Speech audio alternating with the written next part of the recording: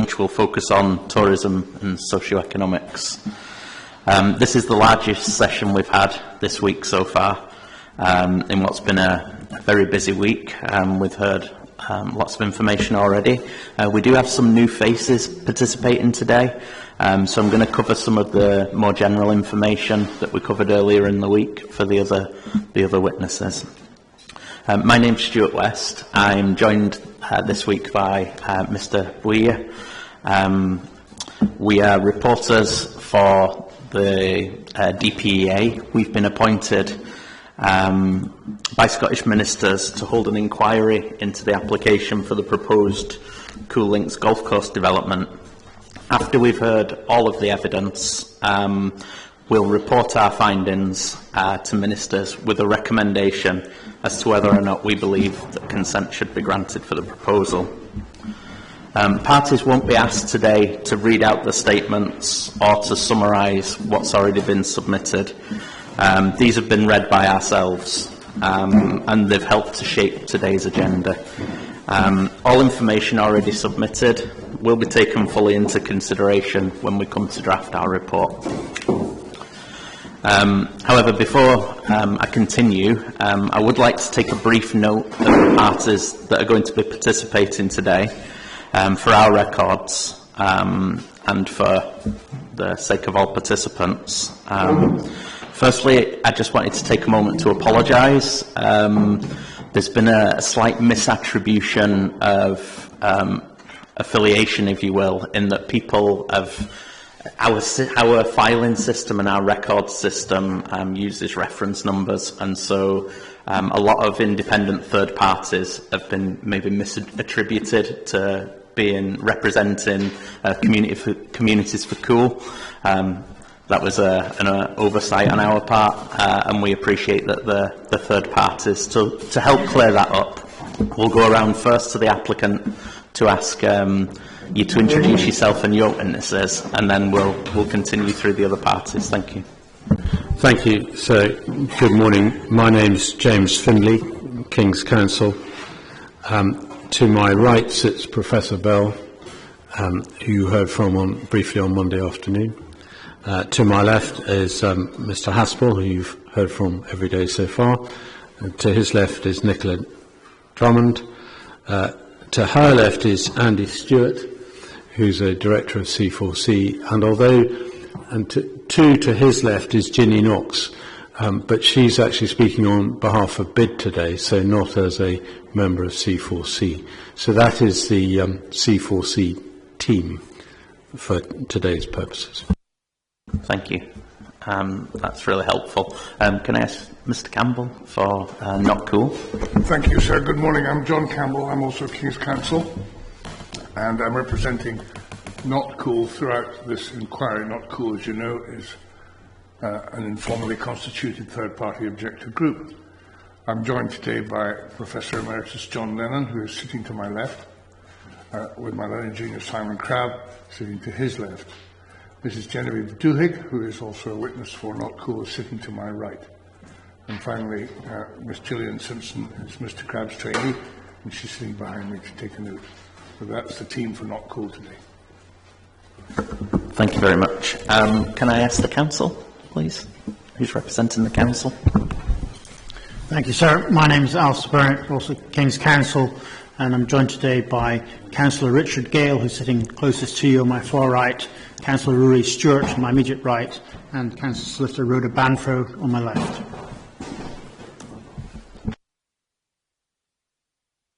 Thank you very much. So I'll fill the gap now, and I'll make my way along. If people don't mind just introducing themselves, and perhaps if they represent an organisation or a body, please let us know for my record. Thank you.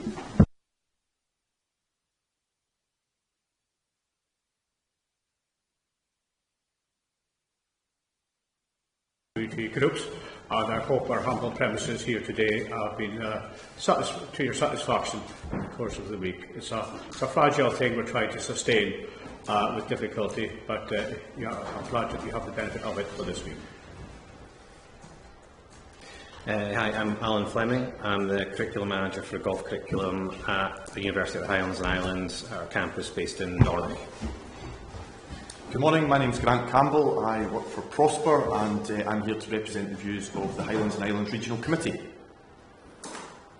Good morning, I'm Neil Hampton. I'm the General Manager at Royal Dornoch Golf Club. I'm also the Chairman of Golf Highland.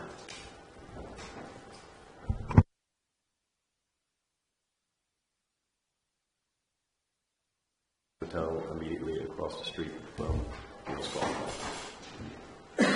Good morning, I'm David Whiteford. I am a local farmer. I am on board of Dingle and Highland Marts, and I have the privilege of chairing Highland Coast Hotels Limited. Good morning, I'm Graham Pook. I'm the owner of Executive Golf and Leisure, an inbound golf tour operator. I'm also a founder member of SIGTOA, the Scottish Inbound Golf Tour Operators Association. Thank you.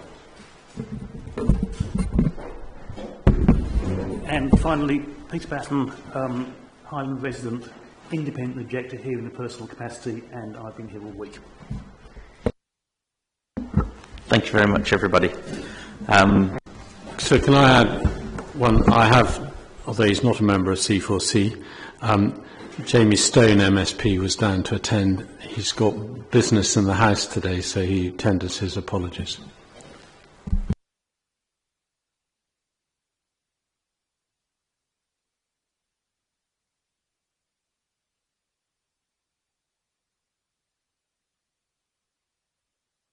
Okay, thank you very much, everybody.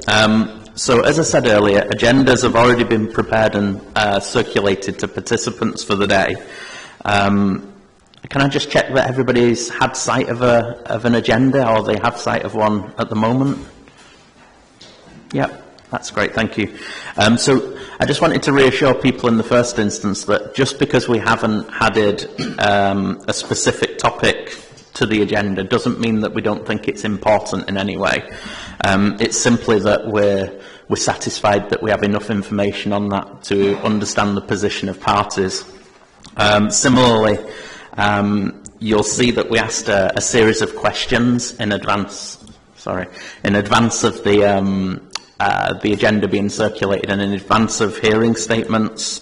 And given the comprehensive nature of those responses, it helped to shape this final agenda and helped us to narrow down on the areas that we believe that we need further information. However, just because a question might not specifically be directed towards somebody, anybody and everybody will be given opportunity to offer comment at the end of each section on the agenda. Just want to reassure you of that. I'll lead the discussion today, and we'll work our way through the agenda. I'll start each item on the agenda with a question to one of the parties, as you can see within the document. After the answer, I will invite other parties to comment. Usually that will lead to a further exchange of views, but when myself and Mr. Bouy are confident that we have enough information to understand the position, we'll move on to the next section. Please remember that the purpose of the session isn't to persuade us of your point of view. It's just to make sure that we fully appreciate your position so that we can effectively communicate that to ministers within our report. And finally, before I move on to the first item of the agenda, I would like to just remind parties of the importance of being courteous, giving people the opportunity to respond. Obviously, people are going to hear things today that they clearly disagree with. Give people time to make their point in the same way you'd want that. It's been very well-natured so far, and it's refreshing that you have a small community, and even when there are differing views, people are being very polite and respectful to each other. So that's been very refreshing to see. One last thing, I try my best to take notes, so I might ask you to slow down at certain points. I don't only respond to my notes, that's usually to help me frame further questions. We do have the cameras in play today, so we will have a full and accurate record for us to go back on to hear all of the evidence. So just because I seem to have written something quickly, it doesn't mean I'm overlooking anything that you're saying in any way. In terms of microphones, the microphones today are a simple push button, a light will come on for you to speak. If you don't get too close, but not too far away, it tends to work. You'll find your level. And if you are some distance away from one, if you have to move one closer, just pick it up by the base. It stops them breaking and it stops our IT support from shouting at me later on. We haven't got a specific time for a break scheduled today, but what we'd look to do is probably in about an hour and a half, maybe look for a quick comfort break at an opportune time, and then aim to break for lunch, probably about 12:30ish at the most appropriate time in the agenda. There are no fire drills today. Toilets are through the 2 sets of double doors and down the corridor. I'm sure most people are aware. And the fire exits are clearly visible in the room.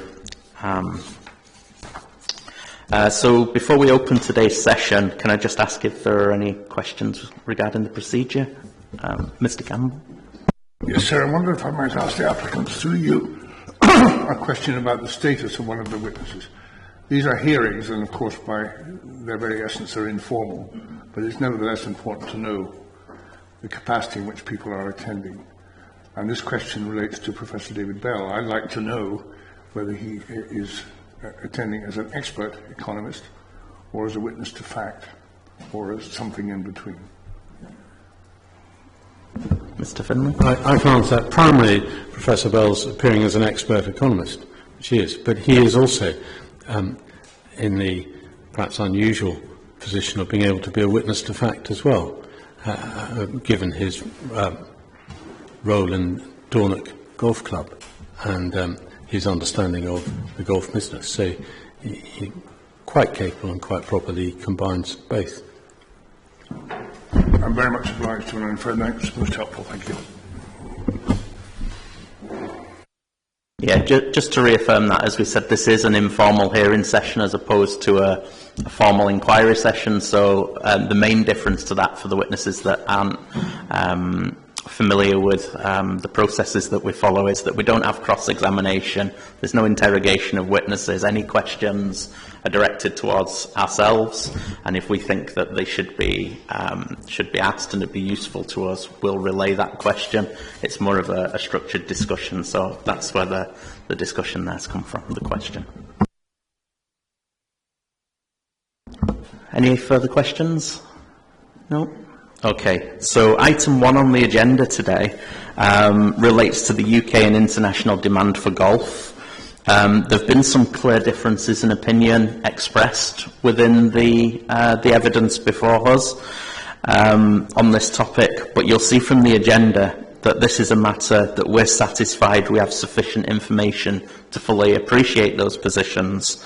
However, before we do move on to the projected socio-economic benefits of the proposal, we would like to give participants opportunity to respond to any of the points that were raised within the hearing statements of other parties, if the points that you want to make haven't already been made by yourselves in your statements or in your rebuttal statements, because of course those are going to be taken into full consideration. So I'll start with the applicant.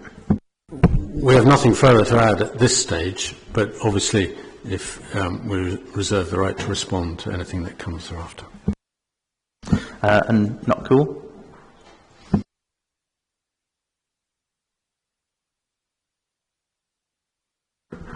So I'll get Professor Lennon to answer that question just for the record. Just one additional piece of information which has come in, which the Visit Scotland Visitor Survey for 2023 has now been produced, and if you like, it sheds a light on the significance of why tourists, visitors choose Scotland as a destination, and reaffirms some of the previous statements, the centrality of scenery and landscape for 70+% of visitors, followed by history and culture and essentially built heritage. Golf as an activity was cited by 7% of the sample, internationally and 4% of the sample who visited domestically as an activity undertaken. But that's just within a week or so produced. So we don't have that as evidence before us as a document? Okay. Is there any response that you would like to make on that, Mr. Finlay, or would you be happy for that to be included as a further? First of all, I'm happy for the document to be included, but I will ask Professor Bell to respond. Thank you. Yeah, I mean, yes, today we are discussing the market for golf. It is a somewhat distinct and very important market for this part of the world. It is more important, for example, than heritage or scenery, perhaps, in this part of the country. As we can attest, and some of the statements have attested, it is particularly economically important, given that golf visitors spend very significantly more per head than do those visiting for other reasons. Thank you. And is there anything that you'd like to respond to on that? The geographical focus of the Highlands is the subject of the Highland Visitor Survey, which of course also doesn't cite golf as amongst the top 5 activities undertaken by visitors to the Highlands. So just that we're clear that the national statistical data at both Scottish and Highland level reaffirm what I said. That's fine. I think it's apologies. That it's clear the position of the two parties, and I think that we get that from the statements and the evidence already before us. So I don't think that any further discussion is going to be helpful for us to better understand that. Yeah, but we would like that document if possible. Thank you. Okay, any other parties? Is there anything that's been mentioned within the statements that you've not mentioned yourselves that you'd like to bring up at this point, specifically regarding the demand for golf? Okay, thank you very much. So item 2 focuses on the projected socio-economic benefits of the proposal.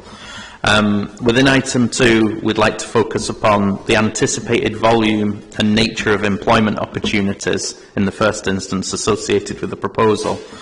The opinions expressed by parties in this regard, again, differ greatly, as is clear from the evidence that have been submitted.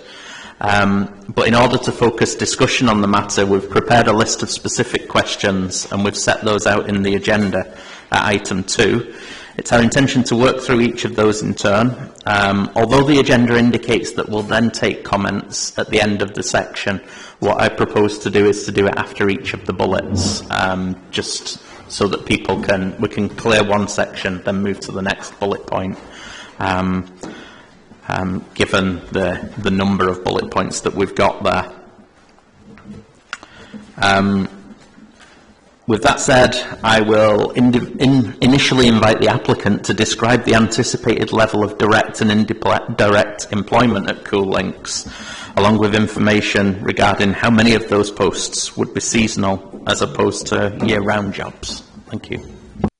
I'm going to ask Professor Bell to respond initially, and then in terms of your question about seasonal and all-round jobs, I'm going to ask Mr. Haspel to indicate how Castle Stewart, which you already heard, is run on the same seasonal basis as is proposed for Coul Links.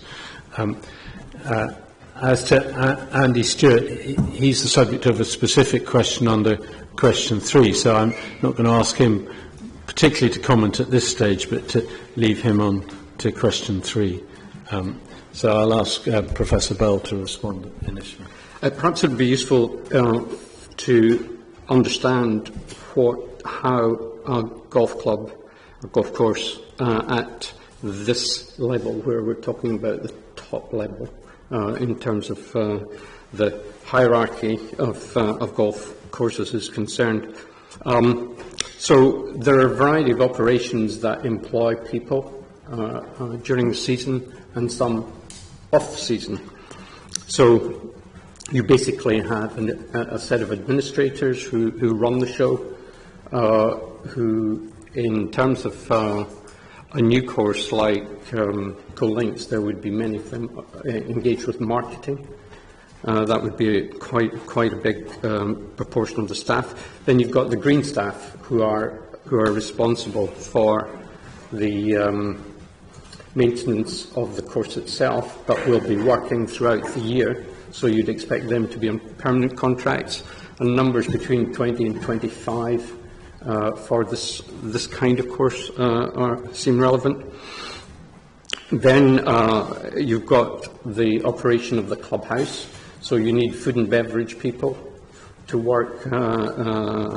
Then you need cleaners to clean the shop, and you also have a retail operation. That's one thing I feel I'm perhaps underestimated the extent of retail sales that this Coul Links might do.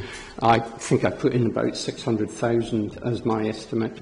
Royal Dornoch, in a very cramped shop, sold £1.2 million worth of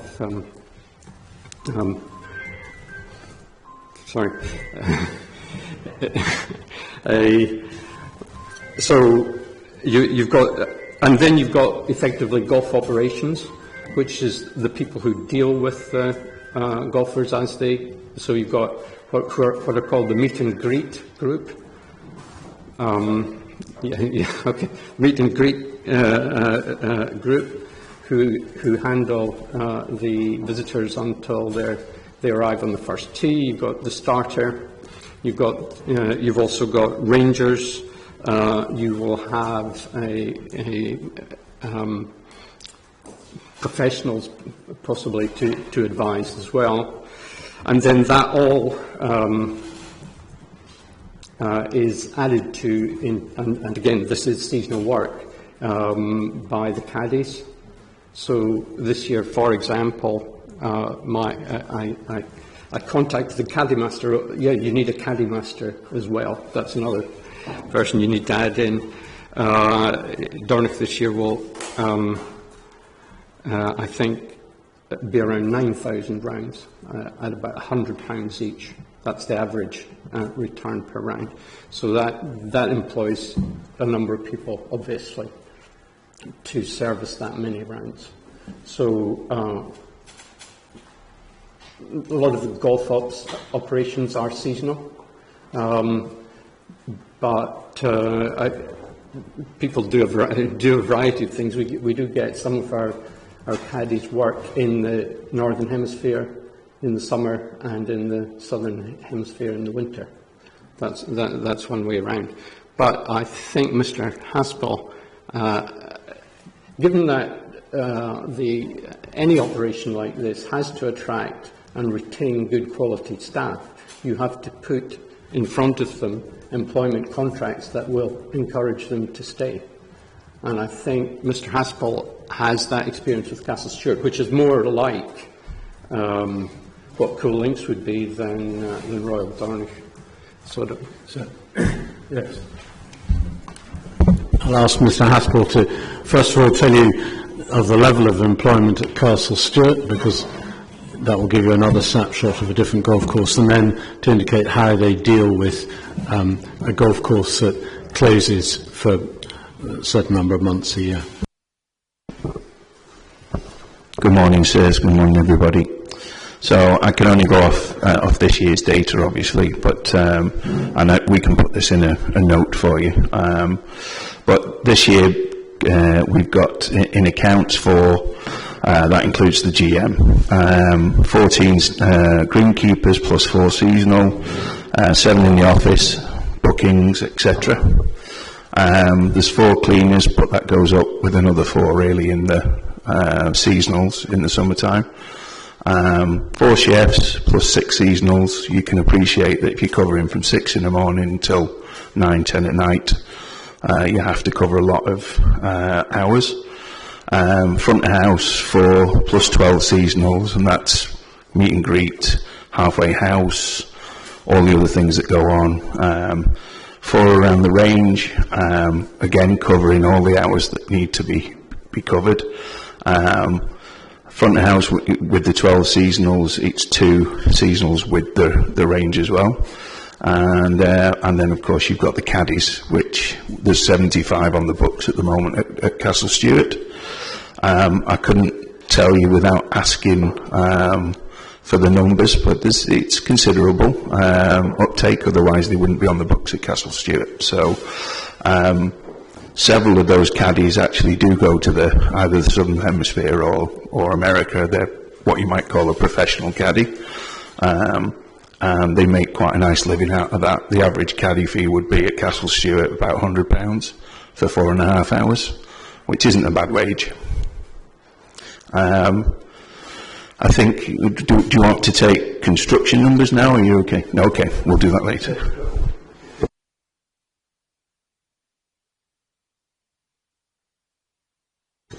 So basically they're annualised hours. So you've got 2,088 hours for all the full-timers. I think it's 2,088 unless I'm a slave driver, but that's what I remember. And basically the guys work a lot of hours in the summer and then get the winter off. So the chefs are off November to probably middle of February, getting ready for the season to start.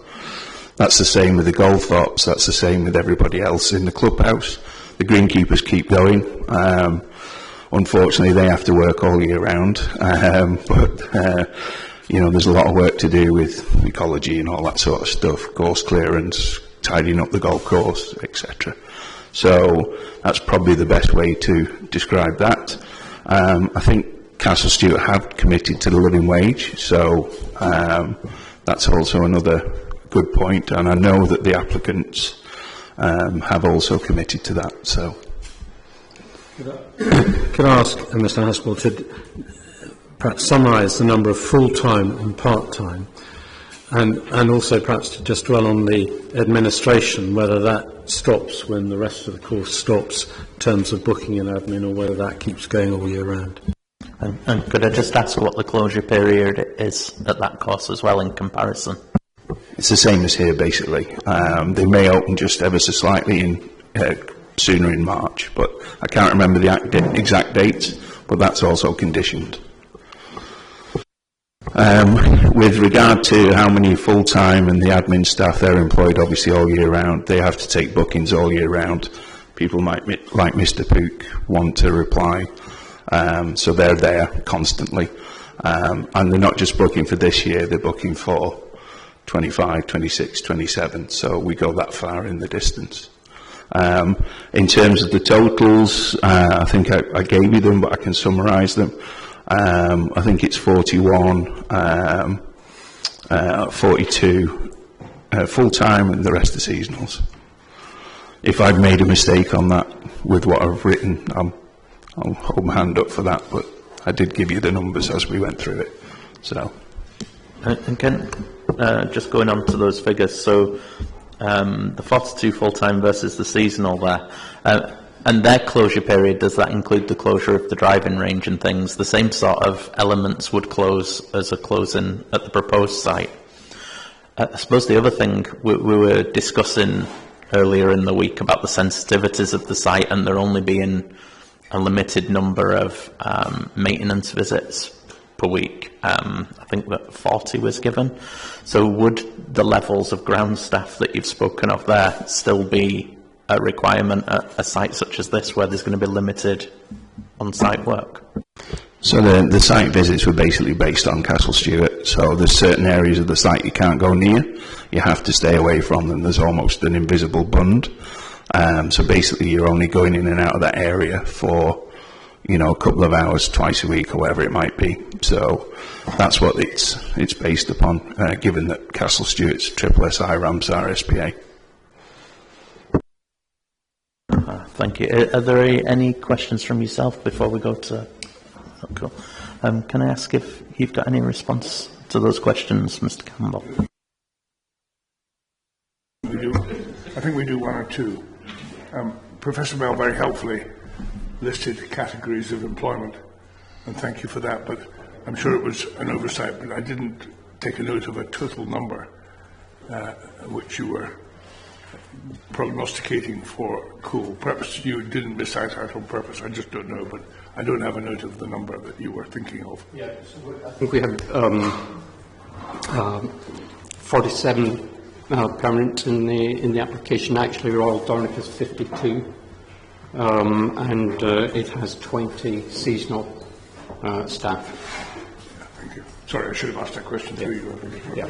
No, that's fine. So that's the projection for Coul is 47 permanent and 20 seasonal, and that's that 47. Well, I mean, it depends on how, whether you call them seasonal or not. It does depend on what kind of contract you're offering. So just for my own clarity, then the 47 permanent, which is very similar to the Dornoch that you just mentioned, number of permanents, and is that not a course that's open year round?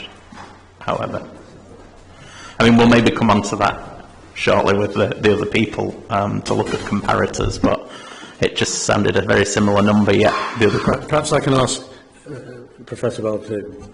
We've got someone else from Royal Dornoch here to say how busy Royal Dornoch is in the winter and how many and the proportion of members and visitors in the winter. Yeah, I mean, effectively, Royal Dornoch is on winter. It is now on a winter setup where it is hardly. It's just ticking over. So there are virtually no visitors between now and the beginning of March. I'm sure Mr. Hampton will agree with me there. So it would be based on members coming in, local members. Yeah. Can I just clarify also, in our numbers at Coul, we've included an environmental officer, which isn't included at Castle Stewart, and also there's if we were to fund the PhD, that would obviously be part of the budget. It's not directly employed, but you understand what I mean. So it does push the numbers up. It's part of the major budget. So sorry, Mr. Campbell. Are there any other questions on those matters? If I may be permitted one follow-up. Are we correct to understand that caddies are self-employed? Caddies are self-employed. Yeah. So I've looked at a lot of documentation about this development, and I thank you for the clarity in terms of 47 permanent and 20 seasonal posts, and a period of closure of something like 5 months across the year, from what you're saying. I'm just intrigued as how we get to the much quoted in the press figure of 397 full-time equivalents. And the other question is, the 47 permanent and the 20 seasonal you've got, but what is that based on in terms of number of rounds you forecast?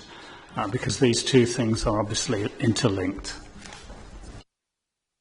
I'm more than happy for you to come back on that. So actually, I got my figures the wrong way round in terms of of what the application said. It was, where was it? 32 full-time and 47 seasonal. That's the application. In terms of the overall effect, if we apply we make certain assumptions about how much of the activity will remain in the area, and we apply the standard Scottish Government methodology in terms of input-output analysis to generate the numbers that we arrive at in the application. So that's a fairly standard approach that was taken by Professor Lennon in his NC 500 study, and it implies that the hotel sector will benefit substantially in the area because people will treat Dornoch as a destination.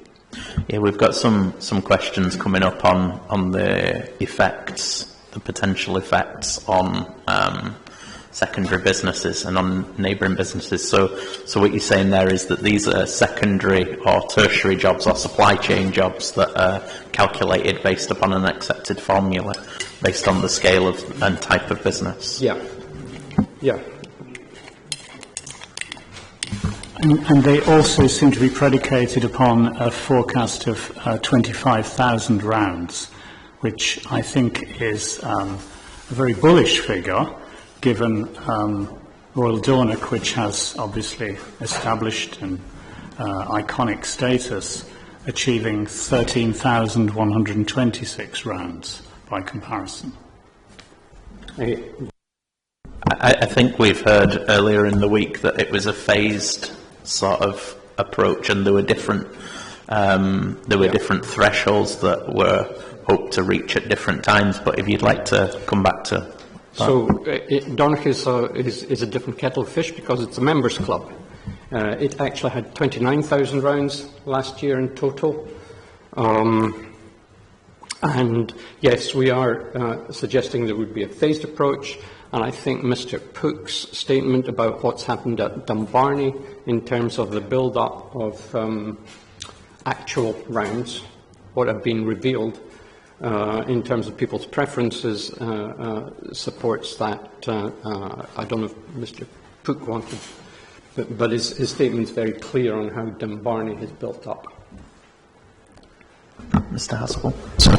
Oh, sorry, I don't want to cut across Mr. Pook at all. So Castle Stewart did just under 25,000 rounds last year. If you look at somewhere like Kingsbarns, they're up around 29,000 rounds. What's the reason for the difference in visitors? Because Royal Dornoch has members, they have to support the members and give them so many tea times. I'm pretty certain that if you didn't have members, you'd be reaching those. And that's not disparaging to the members, they've got their place. Thank you very much. Is there anything further you want to mention at this point, Mr. Lennon?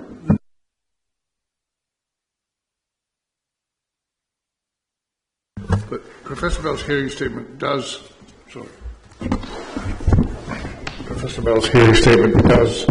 say, paragraph 10,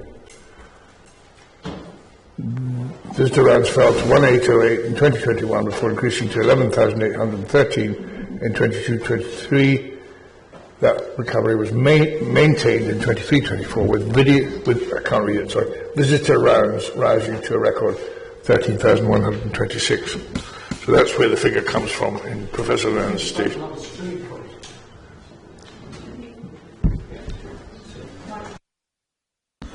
Yeah, sorry. Which I'm just struggling to find the reference. Yeah, could you just give us the reference again there, and we'll just orient ourselves to it? Professor Bell's rebuttal statement, topic 2, paragraph 10. It isn't talking about the Stewart course, it's talking about Royal Dornoch, but maybe just an omission in the typing. I don't know. Yes, I believe that what Professor Bell is talking about, they're talking about visitor rounds. Yeah. As opposed to member rounds, I think. No, I understand. The total rounds is 29,000. They've been split. They've been gradually building up to equality again between visitor rounds and member rounds. But the figures there refer to visitor rounds, and clearly they are the visitors are operating across a very restricted set of visitor times that are available during the day. There are two big sections for members. Of course, I take that from you. It's just, forgive me for splitting a hair, but it's not clear from that paragraph that you're talking about. Respect it is, Mr. Campbell. It says visitor rounds quite clearly. I'm happy. I'm happy that there was a level of confusion, and we've got to the bottom of it. So we'll move on from there. Thank you. Are there any Any other points? I know that we're looking specifically at Brora later, and you'll see from the agenda that a lot of the people around the table have got specific questions regarding their own interests, but in relation to those figures that have just been discussed, in relation to the potential full-time and seasonal employment opportunities for the proposed development, have people got any questions based on what they've just heard or comments?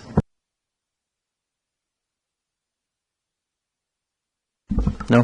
Thank you very much. So can I just, you asked about the closure times at Castle Stewart.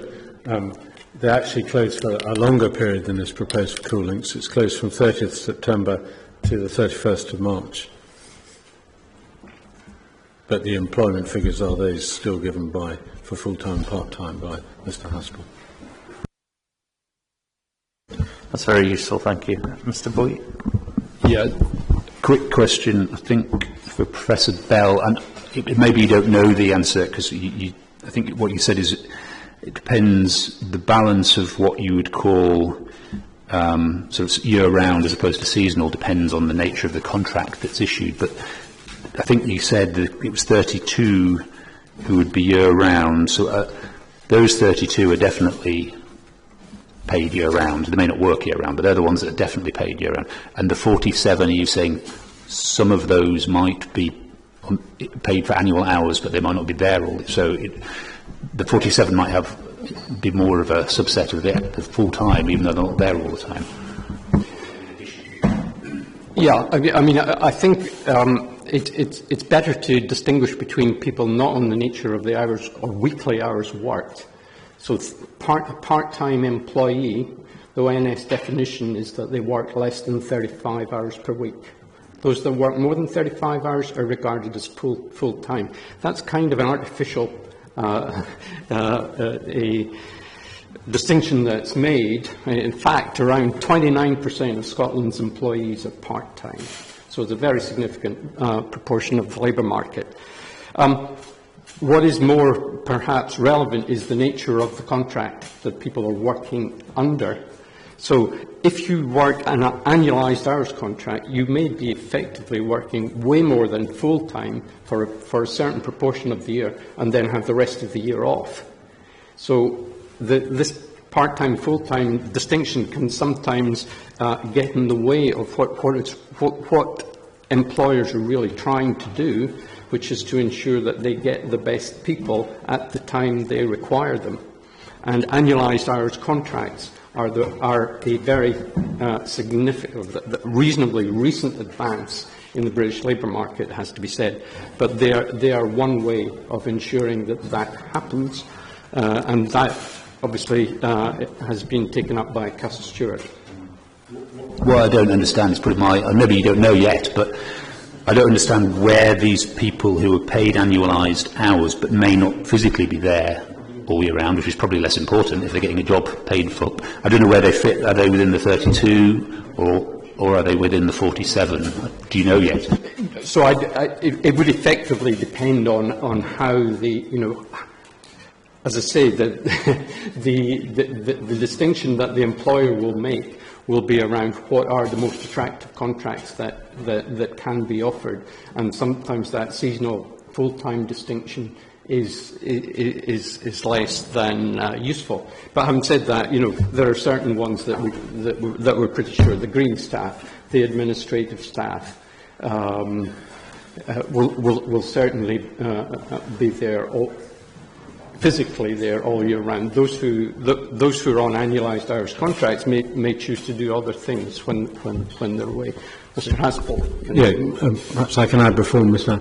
Obviously, at the moment we're looking at estimates because we're a long way from actually setting up the golf course, and matters will change between now and then. But perhaps that's why I've asked Mr. Haspel particularly to attend this session when we hadn't before, because Castle Stewart may be able to assist you in answering that question, albeit it will operate, not every course obviously operates identically, but I'll ask Mr.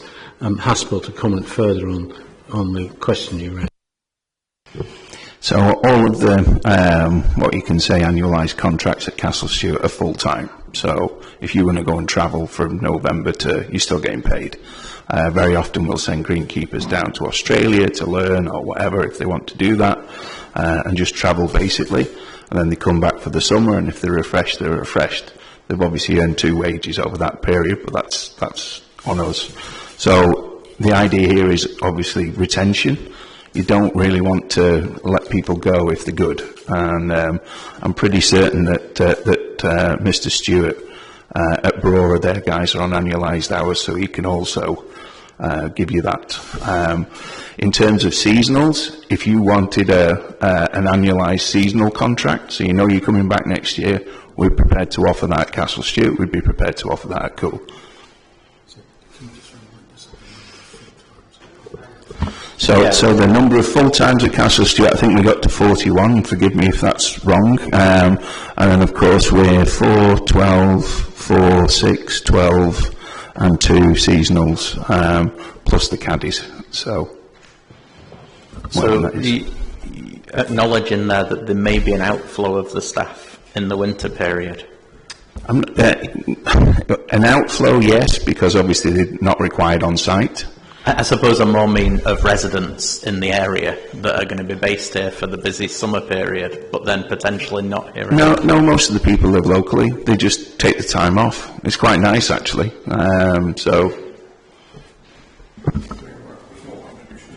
Yep, Mr. Campbell. Mrs. Dewey will take this point. I just wonder if it might be helpful to think about this from an employee point of view, because obviously how the employer thinks about contracts is governed by UK employment law and various other regulations, and tends to get somewhat wrapped up in, corporate speak. Most normal people think about themselves as employed full-time, part-time or seasonally, and I think that's quite a useful way to think about it. And I think the numbers are quite clear. What's being proposed is 32 full-time and 47 seasonal. That's what I'm hearing. I think we've got... Oh, Mr. Len. So just finally, we're not actually discussing hourly rates of pay, which we may come on to in the next point, but I think we're talking about a lot of wages here which are at or just above the minimum wage level. So whilst the idea of an annualised program across the year might sound attractive, the reality is the earnings are pretty slim from these jobs.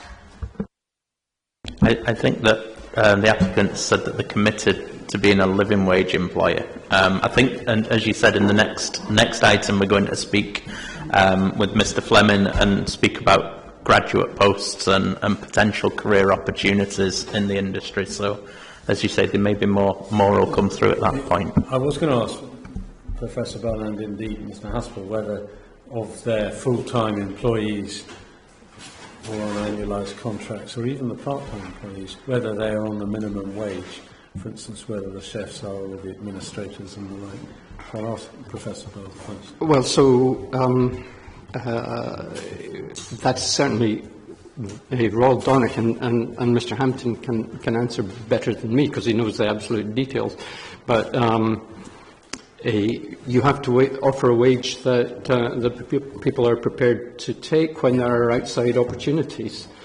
Just offering people the minimum wage in this area doesn't work. So the fact is that Royal Dornoch operates successfully with a stable staff over the season and in the non-season, which implies that they're being offered at least a competitive wage. I don't know if Mr. Hampton would want to, because he knows actually the details of how much people are paid. Would you like to stick your head over the parapet there, Mr. Hampton? Yes, we made a commitment to the staff a number of years ago to pay in excess of the real living wage. Well, we haven't specifically signed up to the real living wage charter. We keep an eye on it intensively, and for everyone 21 years or over, they're paid in excess, a minimum of more than the real living wage. Thank you very much. It's basically also the same at Castle Stewart. If we want good staff, have to pay them. Minimum wage just isn't good enough. So you get good staff, retention is massive, and you pay them more. I don't quite know what a meagre wage is, but, you know, up here, it's a lot different than it would be in Edinburgh, for example. A question of clarification through you about Castle Stewart. Am I right in thinking that Castle Stewart has more than one course? Not at present. Opens next year. You have a second one under construction. And there'll be probably another 35 or 40 staff. Yeah, thank you, that's helpful. Okay, thank you very much. I think that we have everything we need from this bullet point that I hope to gather, and my colleague agrees. So I'd suggest we move on to point 2. Apologies for choosing to use Roman numerals here, where I could have used A, B and C, which would differentiate between the agenda items, but the second point within item 2. So I'd like to invite Mr. Fleming to describe his experience of how students and graduates of the UHI golf curriculum go on to live and work in the area, and to explain how he envisages the proposed development would impact on the number of graduates that may settle in the region.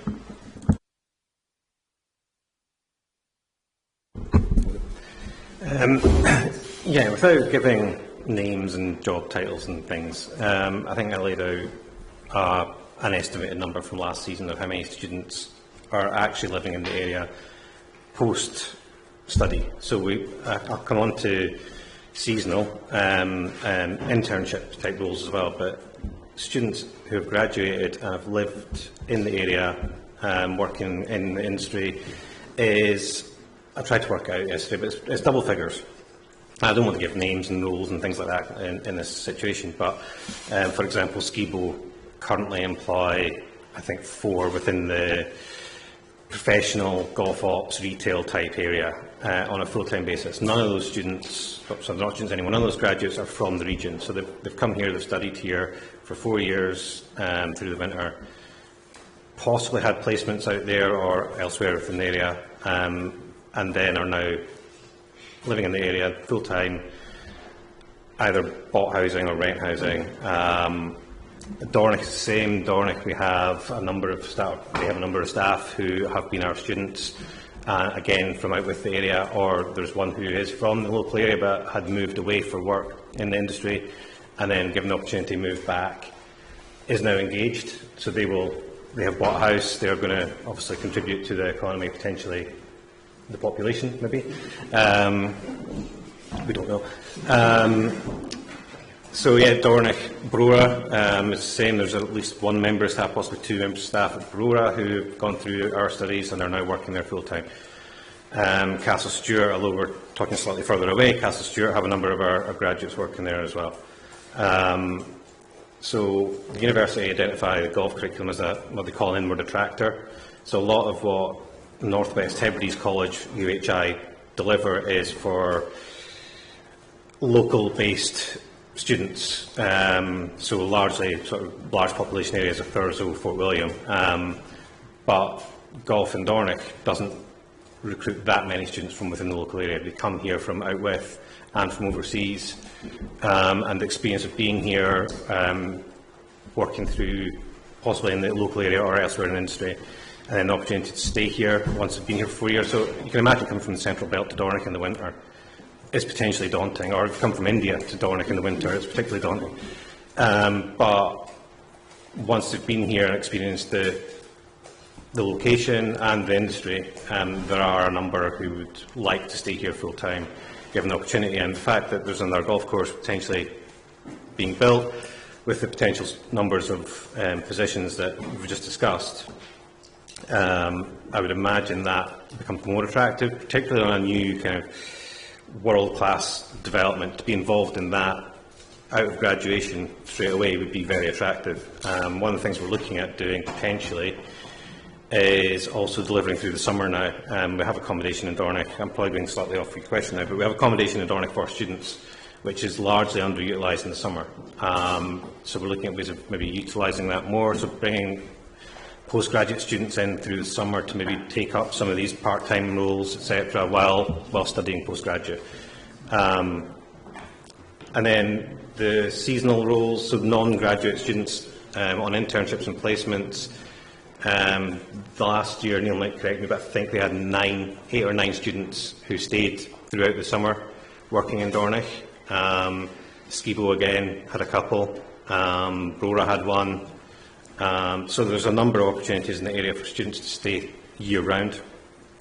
All our students have to go on placement, just for context. We have 75 students currently in Dornoch on the programmes, and all of them have to go on some sort of seasonal internship or placement, and the biggest percentage of those actually choose to stay in Dornoch, Skibo, Brora area. So if you add them up, something like 15 students out of 75 chose to stay in the area.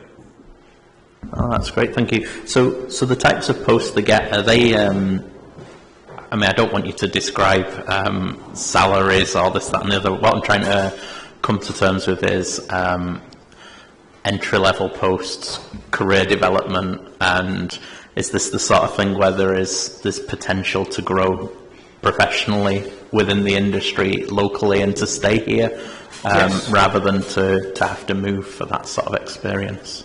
Yeah, I mean, the example I gave of the couple who are starting to set up their life here, they're not doing that on minimum wage. Neil's just touched on what their salary might be at starting point, and they're not coming in at starting level, some of these graduates anyway. The internships, yeah, they're probably paid whatever the internship rates are, but the positions, Chris has made it pretty clear, you don't get people to live here unless it's an attractive salary. I mean, it's nice to come and work in this area, work at Skibo and Dornoch, but you're still not going to retain those staff beyond the season if they can't afford to stay here. And the roles they're in there is progression, and there's absolutely progression opportunities. So, they're coming in at supervisor roles, working into management roles. Even if they come in as a new graduate from the professional side and they're doing a little bit of coaching and retail stuff, there's still progression within that. There's also additional earning opportunities through coaching, lessons, etc. So yeah, they're not coming in at a minimum wage with no progression opportunities, having to leave again. If they want to stay, they can absolutely work through that, through those roles. So if there was a new course developed, would it be an initial influx of people who'd get an opportunity to work, or do you think that there'd be a sustainable year-on-year opportunity for people? I can see both. I mean, I think the graduates who might potentially gain employment I would imagine, want to stay. They might be on that annualised type role, but they might be on a full-time contract. But the opportunity to then, as Chris said, maybe go and learn from somewhere else in the world when the course is closed in the winter would be attractive, but the chance to be in at the start and work their way up. The internship positions, yeah, I think they would change. A lot of our students, we actually discourage our students largely to not go back to the same place each year, to gain their experience and broaden their experience in their network. So I think it's both. I think they would come in for seasonal. There would be a large number of students who would want to maybe do that based on what the recruitment at Dornoch and Skibo is. And particularly if it's a new development and a new operation where they can contribute to that and see how that works. But also those who are employed full-time or whatever that term is, annualised. I think those who do that would probably relish the opportunity to work into that and contribute to the development of that operation and that organisation. So yeah, I think both. We heard from Mr Haskell about plans to expand Castle Stewart with a second course. How would you see the benefits of that to students or graduates in comparison with what Cool Links could offer them? To students, it would be of interest, but it wouldn't be as useful. I mean, if you've got a new development happening 3 miles from where the campus is, opportunities to come in and look at that, speak to world-class industry experts during that process, the opportunity to maybe have guest lecturers come in because they're working 3 miles away. I think that's much more useful for current students than, although Castle Stewart's not that far away, it's just not on our doorstep. The opportunity, those contributing to it might not be as easily accessible for coming in to do guest lectures, etc. For graduates, I think, as I touched on, I think that fact that people come into the area, not from the area originally, and want to stay and work in this area, although Castle Stewart again is not far away and Inverness is possibly attractive for some, I think the fact that it's a different development as well. It's not the same thing. Castle Stewart, they're aware of, they've played Castle Stewart, they go there, they visit it, and the new course will be of interest, but I think a brand new, with a different developer behind it, with more exposure, or different exposure, I guess, I think that would be quite attractive for them in a different way to Castle Stewart. And just the fact that it's in this area. I know, having spoken to all the graduates who now live here, that is a large part. They could have got jobs elsewhere, but they wanted to stay in this area. They like working and living here. The golf industry comes here. It's not as if they're isolating themselves by being here. They're actually providing themselves with opportunities for network development, growth, and also internally develop and progress their careers. I'd ask Mr. Haspel just to, in talking about career progression, for instance, give you some idea of, for instance, what a senior greenkeeper might, or the senior green manager would earn, and also to just make the point about the type of contracts we're currently expecting here. So just for clarity, obviously it was pointed out to me that I maybe didn't make it clear. There's 32 full-time annualised predicted at Coul. That's paid all year round. Whether they decide to travel to Australia or whatever, they'll still have a house here. In terms of career progression, that's right through the whole sort of business. One of the things we have talked about in the past with UHI is not just on the golf side, but it's also on the catering side, so hospitality industry, all that sort of stuff. So it's a really good place for people to come in and learn the trade. Obviously, in any walk of life, you start as an apprentice. You move up to greenkeeper grade 1, greenkeeper grade 2. As you get more education, then it'd be greenkeeper grade 3, up to an assistant, deputy, up to a course manager. Now, depending where you live in the country, if you're a course manager, you're anywhere between sort of £50,000 and £120,000 a year. So we're not talking about minor figures here, and we would predict to be somewhere competitive, otherwise we won't get anybody that's good enough. And then of the proportions.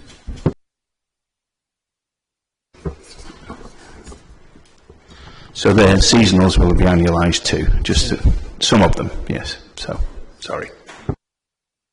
Okay, so thank you very much for the contribution there, Mr. Fleming. That's been really useful. I'm now going to give people opportunities to respond or to ask any questions through myself. I'll just double check that Communities for Coul don't have anything else before I move around the room. Okay, yep, so Mr. Campbell. So that was very helpful, and a lot of data there from your students and their career track. Can I just a few factual questions? How long has the undergraduate programme in golf management been running, and what is the intake for this September 2024, first year intake? And I presume none of your graduates have yet achieved the status of course manager or senior green manager. Mr. Fleming, you're talking. Yeah. So Mr. Fleming, that information would be really useful. And also, just as a point of note, where is the course taught from? Yep. And where do the lectures take place? That'd also be useful. I'll try and answer them in order, I think. So the first question was about when did it start. So we actually do 2 undergraduate degrees. We've got BA Honours Golf Management and BA Honours Professional Golf. So golf management has changed significantly over the years in terms of what it is, the structure of the programme, and whether it was an honours programme or not originally. So originally it was 2001 it started from Dornoch. Professional golf came in 2015-16, again, an honours programme. So both programmes have been running side by side, if you like, since 2016. Yeah, well, course manager, no, because course manager tends to be greenkeeping. So we don't do greenkeeping education. That's done by, or in collaboration with BIGA, largely through SRUC. But club manager, yes, there are a couple of examples of students who've gone on to be club managers. It's not a position that you'll walk into as a graduate. You know, most clubs are not going to employ a 21, 22-year-old manager. But we have a significant number of students who are out there as operations managers or operations supervisors or head professionals or director of golf, etc. So, but there are a couple of club manager examples as well. We deliver from Dornoch, our campus in Dornoch. So we've moved in the last 4 years, 5 years, from a different building in Dornoch, but we are in what was the Butterfield Hotel, which is the kind of big tower building you can see behind the cathedral in Dornoch. Was there another part? Intake in September. New first years 25 and one, maybe two in second year, I can't remember now. So yeah, that's the biggest intake we've had as a new intake to the course. And we teach out of that building. That building's extended during COVID actually, specifically to house the golf curriculum. So we have 4 new classrooms, one about this size, which is our biggest classroom, and also an indoor golf studio, which is kind of world-class indoor golf facility for professional golf training. And then, as I said, we've got 40-bedroom accommodation in the town. So 25 new students intake is big, given the capacity we've got, staffing we have, and the accommodation available in the town. I think previously the biggest intake we'd had was 17. 17, yeah. So that's what we get 75 total at the moment, but 25 of those are new students. And sorry, just to clarify, that's across both degrees. That's not golf managers. Does that answer your question? So it's 75 students across 2 degrees across 8 years of study? Yeah, 4 years of each, yeah. Okay. 4 years of each. They're both honours programmes, 4-year honours programmes. Sure.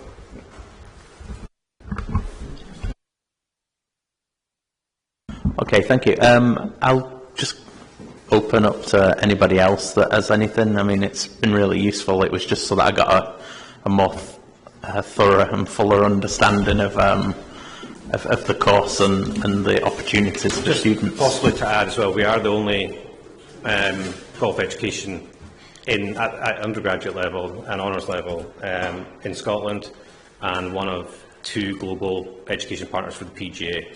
So it's not replicated elsewhere. That's why we have inward traction and international traction as well. So the PGA partnership is one of 2. The other one's in Birmingham. And then golf management, there's nothing at honours level in Scotland. There's one other that's similar in England. So. Thank you very much. Unless anybody else has got anything from yourself. Oh, yeah, sorry.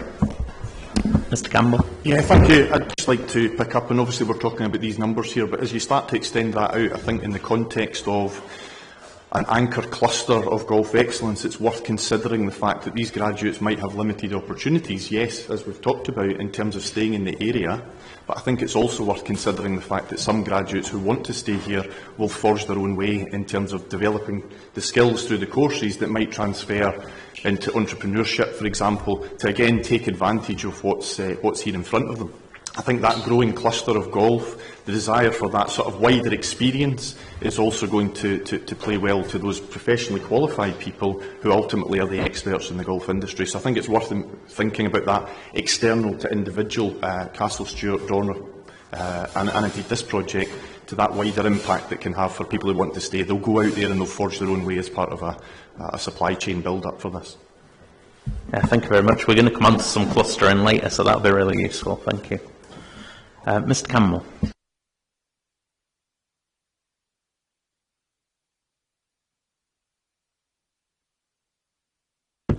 Sorry. Maybe you're planning to do this later, but I was wondering, are we going to come back to the tertiary employment? I suppose we when I speak to yourself later in when I speak to yourself later in the agenda about unintended consequences, if you think it might fit in there, we can cover it there. Yeah. Great. Okay.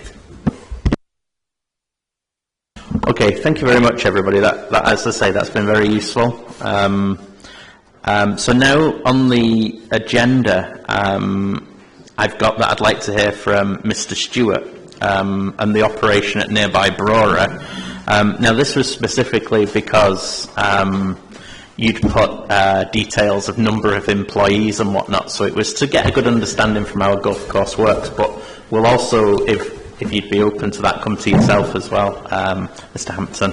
But first of all, I'll go to Mr. Stewart. So could you please explain the nature and volume of employees again at your facility and describe how you'd imagine this would compare to what's proposed in terms of looking at the scale of what's proposed and your experience of running a golf club very close by? Sure. Yeah. So I think it's worth kind of recognising that within the golf industry there's lots of different sizes of operation, different models of operation. There's some 570 golf courses in Scotland, and I think for about all bar maybe 40 of these golf clubs, the number that Coul present of 7.4 full-time employees is probably right. But there's another 30 or so golf clubs that operate under very different volumes and very different models. And for these golf clubs, that definitely wouldn't be an accurate number.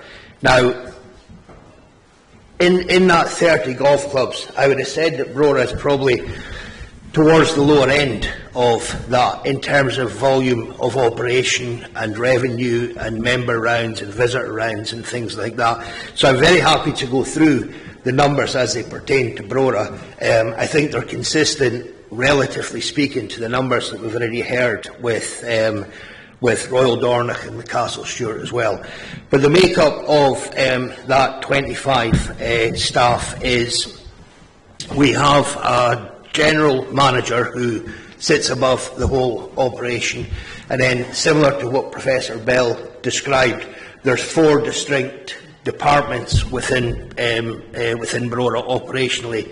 There's the food and beverage operation, and there'll be a food and beverage manager in there. There'll be a supervisor that sits below that role, and then there'll be 4 bar staff and 4 kitchen staff. Now, during the summer months, what I should say is that the roles that I'm going to talk about at the moment are permanent year-round roles, but they do have an element of annualised hours to be able to take account of the fluctuations in demand through the year, but they're definitely full-time roles.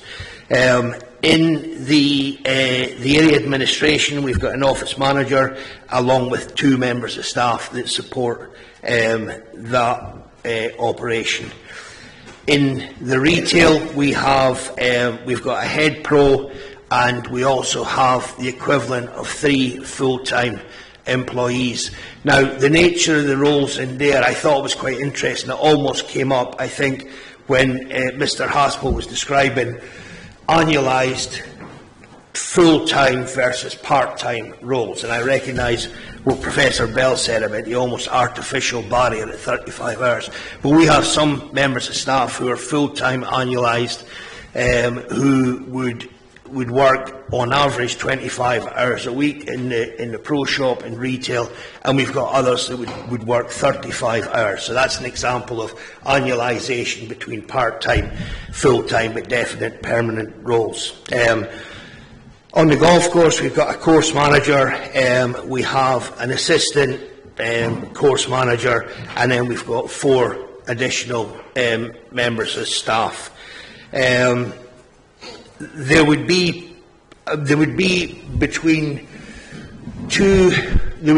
average 2 seasonal members of staff added during the summer months to deal with the increased demand. But that is, and I suppose I'm aware that nobody's really been floating any numbers around, and I don't propose that I start doing that. But when Brora try to recruit a new general manager, as it did a couple of years ago, you have to compete with general managers all over Scotland. So whilst wages in this part of the world can sometimes be a little bit suppressed, if you're dealing with a national market, and I think other people have made that a similar point, if you're trying to recruit the best, you're going to have to pay the same level of wages you're going to have to pay anywhere else in Scotland. I think that's probably all that I had to say. Okay. So the bit that I would add to that, and I think it's already in my statement, talks about if Cool Links was to be given the green light and it's going to bring more visitors to the area, then that's going to result in, I think, at least 8 additional members of staff. I think you would need 2 members of staff. The projections that I talked about in there would be, which I think are very conservative estimates, of around about 1,000 to 1,500 additional rounds per year. So that's going to have knock-on effects on the course. It's going to have more usage. It's going to require more maintenance. There's going to be more visitors. There's going to be more people trying to book tea times. Traditionally, they don't book through websites. They like to do it with a phone call. So that has additional impact and administration. Pro Shop will be dealing with more retail customers, and food and beverage will also be dealing with more customers. And can I just clarify, are you open year-round or all year round? All year round. And it's very seasonal. The number of rounds per day, if you like, is extremely seasonal. Between the months of April and October, that would be when the visitors would come, not to the levels that they do at Dornoch and Castle Stewart, for example, but that number is growing year on year. Okay, thank you very much. Mr. Bui has got a question, but first of all, just wanted to point out that I'm just checking my agenda, making sure I'm not speaking out. We are going to be touching in the next one, the next item, on how the potential development is going to impact on nearby hotels and other businesses, so we'll maybe come to this a little bit more then. But I'll just hand over to Mr. Bui. Thank you. I may get told off because I think this is not the right part of the agenda, but now as I've got you, I want to ask the question. You say in your statement, and I'm sure this is my ignorance of Brora course, because I've not been, I'm afraid, but you say in your statement it's possible to play around at Royal Dornoch and at Brora in the same day and then off you go without staying the night. Whereas if somebody came and wanted to play Royal Dornoch and Coul, they'd have to stay the night. Obviously, Brora is not a million miles away, but there is a travel distance involved. I'm sure there's a simple answer to why you say that. Could you tell me what it is? It's based on the length of the golf courses, the time it would take to play both golf courses. I believe that there will be no buggies available on Cool Links, and so that also makes it less accessible for people wanting to play 36 holes. And I think, to be honest with you, I hadn't thought of this before, but just given the volume of demand, being able to physically schedule 2 rounds in a day is going to bring some challenges as well. Thank you. So you may not have a breakdown of staff prepared or anything at the moment, but if there's anything you'd like to add about how that compares to what you've experienced, Mr. Hampton, that would be appreciated. Sure. I can give you a bit of an overview of the staff that we have. So at the moment we have 52 permanent employees, as I would call them. Some are annualised hours, some in our food and beverage department are annualised, but generally they're all full-time permanent employees. So there's 52 of them, almost half are greenkeepers. Through the summer season, as everyone's alluded to, we get much busier. So between April and October we'll take on in the region of 20 seasonal staff. These would be made up of many of Alan's graduates and placements, and a certain number of local people, most of them probably retired people, looking for a part-time job through the summer just to pass the time. So about 70 people we would have in our books throughout the year, give or take. But yeah, certainly a number of full-time permanent, a number of full-time people will be annualised. Thank you very much. So do any other parties have anything specific to raise regarding what they've just heard regarding Brora. I will come to you in a second. I'll just ask the applicant first. No? So, Mr. Campbell. Just a point of clarification again. Can I be correct, Mr. Stewart, that Brora is a members' club? It is a members' club, yes. Thank you very much. Is that everything from you? Yep. Mr. Just see if I've got this right. Would people like us to break before we come on to the next item? Or are you feeling, yeah? Are you warm, by the way? Because this heating's sometimes on and not. Would you like us to turn it down? Okay, we'll break for 15 minutes if people would like to stretch the legs, and we'll try and do something about the temperature. Thank you.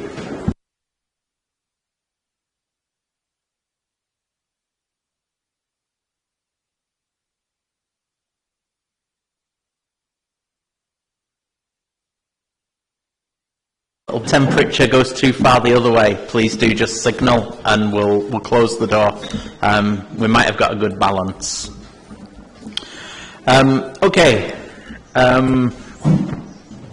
So thank you very much for bearing with us there for the first, and for the information during the first few items. It's been very useful. I'm satisfied that we have everything that we need from those. So, during the next topic area, we would like to hear from, sorry for the list of names here, but Mrs. Hampton, Allen, and is it Whiteford or Whitford? Whiteford, sorry, sir. Regarding how it's anticipated that the proposed development would impact visitor numbers or employment opportunities at local hotels and within the wider supply chain. And it may also be something that Mr. Campbell of Prosper may wish to add something as well after hearing things. So I don't know which order you would prefer to go. You've all sat next to each other, which is very useful. Mr. Hampton's familiar with using the microphone. Maybe you'd like to go first. I think that as the topic's about the visitor and hotel numbers, I think my colleague Mr. Allen is probably best placed to talk about that first, and I can add anything if I think necessary. Thank you, Neil. Good morning, Philip Allen from, as I said, from Marine and Lawn Hotels and Resorts. We own 6 hotels that are golf focused in the United Kingdom. 4 of those are in Scotland, St Andrews, Troon, North Berwick, and most recently here in Dornoch, a project that we're extremely happy with and very thrilled to be part of this community. That building was in very poor condition. I think it's safe to say when we bought it, if anybody has been there to what we now call Dornoch Station, which was formerly just referred to as the Dornoch Hotel, it was not an attractive offering before we acquired it. So we purchased it. We spent a great deal of money renovating it, and it's been open now for a little more than a year. And again, I think the future there is very bright. For the reasons that many people have talked about in their statements, including Graham, including David Bell, the idea of having this cluster of great, what I would call name brand golf courses, is very important to the international golf tourism market. And so there's just no question in my mind that if this project is completed, that it's going to make this area a much more popular destination than it currently is to that particular traveler. That will lead to increased occupancy, increased food and beverage at our hotel for sure, and will result in a lot more employment opportunity. So we currently employ 30 employees. I think it's about 24 or 25 full-time equivalents, and that is on relatively low occupancy. It's not unusual for the first year of a hotel, a leisure hotel like ours, to have a ramp-up period. So we certainly have not hit what we would consider our stabilized occupancy, and we will continue to ramp up and we'll continue to grow that. I think for it to reach its full potential, the completion of the Cool Links project is very important. There's no question in my mind that we will do better with that project than without it. And my guess is that if we were to achieve the level of occupancy that we've achieved at our other Scottish properties, we're probably looking at another 20 employees, maybe 25, so between 15 and 20 additional full-time equivalents, I would say, if we reach those levels. And I just want to make one point. I take issue a little bit with the tone about entry-level and minimum wage employment that's been discussed here this morning. I think it's important for a thriving community to have employment opportunities up and down the economic scale, and there is really no industry that's better for employing entry-level people than hospitality. We hire people who are often very young, who often have very little work experience, who often have very little formal education. And we give them their first job, and if they come in and work hard and have a good attitude, they will always find more opportunity. I mean, there are legions of stories in our business of people coming in on the bottom and working their way up into managerial positions. So not everybody's going to be a software engineer or a heart surgeon. And I think it's, I make no apologies about hiring people who really couldn't be hired anywhere else. So some of our jobs are minimum wage. Most of them are not. And the people who come in at minimum wage, if they do a decent job, a year later are not making minimum wage. So I think this is a brilliant project. I'm very excited about it. There's no question in my mind it would be good for this community and good for our business and good for the employment opportunities at our hotel. Happy to answer any questions or happy to pass it on. Okay, if we hear from all parties to start with, that'd be great. Thank you very much. Great. Thank you. You hear me? Okay. Great. Just continuing on from that, yeah. So again, David Whiteford, and this part of the discussion, very much hotelier, so chairing Highland Coast Hotels. So we have 5 hotels in Sutherland, 7 hotels altogether, and we have, relevant to this discussion, the Royal Golf in Dornoch on the first tee, and we have the Royal Marine in Brora, so can refer to both the previous discussions. So we are supported by private equity. We have debt supplied by Scottish National Investment Bank because they saw our vision for placemaking, for creating places for people to come and will live and work, and creating that community piece. So on the community, we have offer a 30% discount for anybody who lives within 15 miles of our premises. We are a real living wage employer. Like others, like my friend around the corner, we are bound by ESG, environmental, social, and best practice governance, and we're held to that, and it's something that I really like to do, and I'm very keen that we don't create jobs, we create careers for people. Now, some people might just want to live and work in the community, and some might want to progress. And we allow for all of that because within the hotel there are a myriad of different jobs. I've said jobs, there are jobs at one end, but there are career progression opportunities at other. Through just working in a hotel to being food and beverage manager, to then going on to managing one unit and then perhaps being CEO of the whole group. IT would be the same, marketing would be the same. So there are a myriad of different opportunities for people. But coming from a farming background, there are also opportunities. Farmers and crofters are sort of the backbone of this area, as is hospitality and tourism. But traditionally, people have been multitaskers. They do more than one thing. So I think to denigrate part-time is unfair. So there are a lot of people who, and I know a lot of them, who do work on their craft and then have a part-time job in a hotel. And that's very central. And they would in a golf course as well. The same applies. And but their overall income will be very good. And I'm sure HMRC are very glad about that. And it's great to see that farming valuations are coming up, so that crofters are actually earning a better income. So crofts are actually being taken up again by people who want to croft and do that sort of multiple tasking opportunity. Highlands is a beautiful place to come and live and work, but actually even better if you can get a great employment opportunity out of it. So, and hospitality is playing its part there. So in terms of this development, we see the opportunity because we are limited by the number of tea times at Dornoch. It's a frustration sometimes because that when it's gone, it's gone. You know, we're already here that next year is gone. But to have Cool Links, to have that 25,000 extra round, what a difference that would make. Not just to us, to our partners around the corner, to everybody. The spend would be tremendous.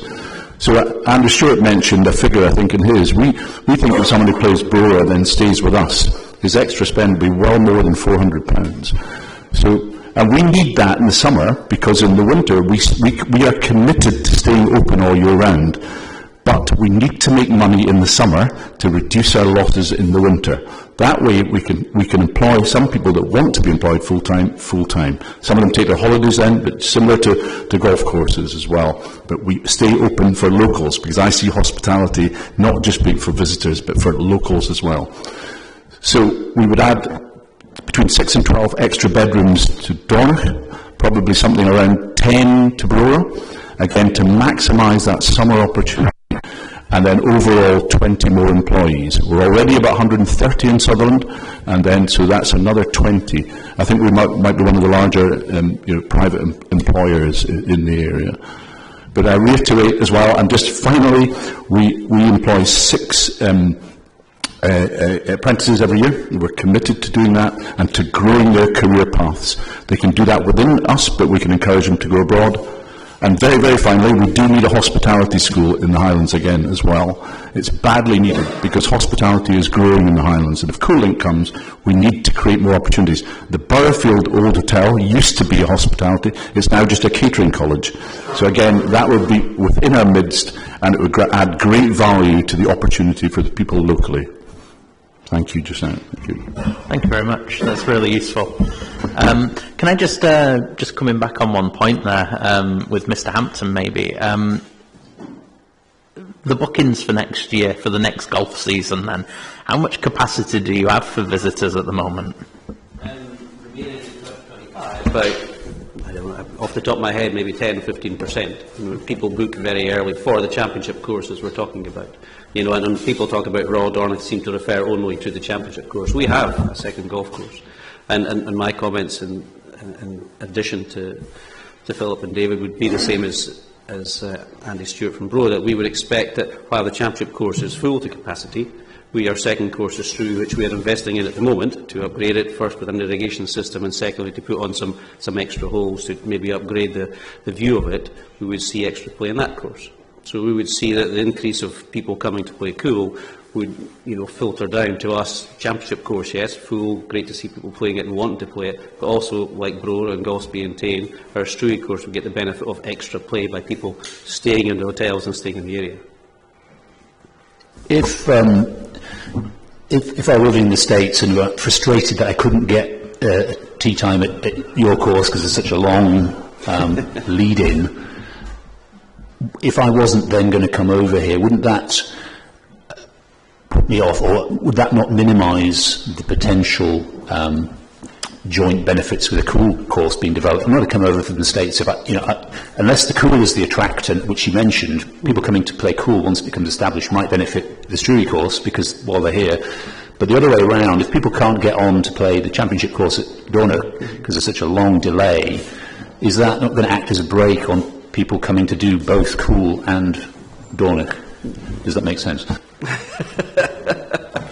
I think people are booking well in advance for Dornoch championship course as it is, and then the fact that maybe they can't create an even bigger desire. What we saw in COVID was that we were very worried that COVID would drive away our business. Our membership would drop off, which is very international, as I've put in my statement, and also our visitors are very international. We were quite concerned that our business model would change. In fact, that was the opposite, that the desire for the championship course at Dornoch grew because people couldn't get it. They were really more intrigued and more keen to come whenever they could.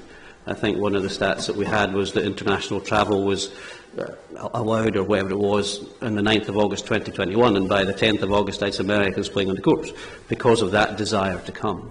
And so I think, yes, Cool is not maybe the immediate attraction the championship course is, but having, as we'll come to later in your questioning, the cluster effect, I think that will help drive everything through the business. Do you accept there could be a time lag because, and it's not your fault, but because your best course is so popular and so oversubscribed into the future, do you not see that as a time lag in terms of Coul being able to take off, because that cluster of people attracted initially by Dornoch won't be able to get on the course? You know, it's only those that have already got a slot who could benefit Coul. Do I make myself clear? Probably not. I think I understand what you're saying, but I think the nature of the course at Coul are building, and the people who are potentially behind building it have a reputation for building something that golfers would like to come and see anyway, not just in addition. I think there's both factors to what you're saying. Can I chime in here? I mean, an important point, because of the category we're talking about, is not just the total number of people who are coming to play the Royal Dornoch Golf Course, but where are they staying when they come here? And many of Neil's visitors are coming in, playing Royal Dornoch, and turning around and either helicoptering back to St Andrews or going back to Inverness or going back to Edinburgh and flying home. I mean, we are not, say we as a collective in this community, are not capturing the number of overnight guests that we could be. And so that is what to me, what the huge advantage is of having that additional cluster. You will have people come in and they will stay. And once they stay, not only are they going to play the two biggest name brand courses, they're going to play the Broras and the Taines and the Goldsbys, all very fine courses which just don't have the name recognition in the international golf market that the others do. Mr. Bell to come in to answer Mr. Bruno's question as well. And just to add that although obviously the championship course at Dornoch is a real brand, we will have the only cluster in terms of a Gil Hands course, a Doak course and a Cour course in Europe. That's what Chris is responsible for partly, but the Cour course will be here. So there will be attraction by those who pay attention to these rankings that we talk about sometimes to the area over and above what Royal Dornoch offers. Yeah, we are going to come on to the clustering in the next section, so I think that will become a little bit clearer. And before I come to yourselves, Mr. Stewart had his hand up first. No, my point was made more eloquently by Peter. The same thing. Okay, thank you. And just to pick up on Professor Bell's point, these are different designers. Is that you treat this side of the room as ignorant, which we're not, but it's just as well to assume that. Yeah, thank you. Mr. Pook. Can I just add one thing to your point that you were mentioning about Royal Dornoch being well sold for 2025? As an operator, I'm experiencing that. But where Coul Links is right now, this is certainly a 26, 27, 28 forward planning. So 25 really doesn't have any impact on it at all. But having it ready for 26, 7 or 8, certainly a very, very positive situation to have. Yeah, my question about capacity related to just demand and an oversubscription, and the fact that if you are at capacity for visitors, there's an opportunity for more to come. But I accept that Mr. Bouiller's question was about the fact that if you're at capacity, is the people going to be able to take advantage? But I understand what you're saying. This isn't an immediate opportunity.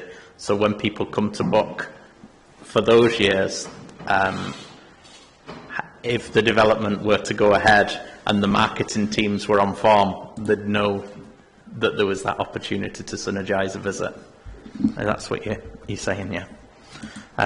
Yes, Ms. Knox. I just wanted to add to the points that the hotels have made, because I represent the Dornoch Business Improvement District, and about half of our members, that's about 100 operators, are local entrepreneurs with self-catering businesses. So altogether we represent a large number of rooms and capacity in this area. And my members don't have full capacity, so they're very, very anxious for this golf course to come, because as has been proven in a ballot of them because they will make more money and they can employ more people. For myself, I have 2 self-catering businesses. I employ 2 people full-time on annualised contracts. But actually, we're taking 12 people to the Dawn at Christmas party because they all work for us. They work 10 of them work part-time. And I just wanted to share with what the hotels have said in terms of, I find it very patronising that these jobs are diminished as not good jobs, because for the people we employ, they think they're very good jobs. Yeah, I'd hope that we didn't give the impression ourselves that we were diminishing these in any way. It's just to appreciate, when we were talking earlier, we asked the question about career opportunities and things, because we were more at that point looking at the retention of graduates in a particular industry. But I totally accept that all employment's important, and different people want different types of careers and important, and we appreciate that. I'd just like to join you with that. There's no sense on this side of the room of diminishing the importance of part-time or seasonal jobs. And I wouldn't want you to take that impression away. Nor would I want the reference to be repeated, because it's just not true. But Mrs. Dookie will have something more to say about that. Yeah, I think that this is unless there's anything in particular about hotel capacity and potential side and tertiary jobs locally that anybody would like to say, I think it makes a good segue talking about the demand for self-catering and whatnot to the next section on the agenda, which is the potential unintended consequences.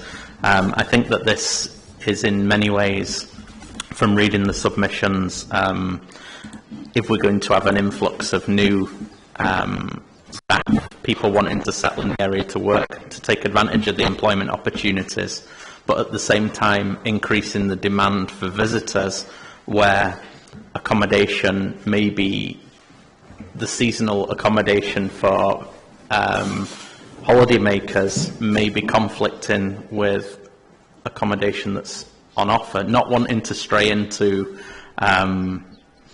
affordable housing and things like development opportunity, housing levels and demographics, but just to talk about the unintended consequences as you framed within your response. It'd be very, very nice. Thank you.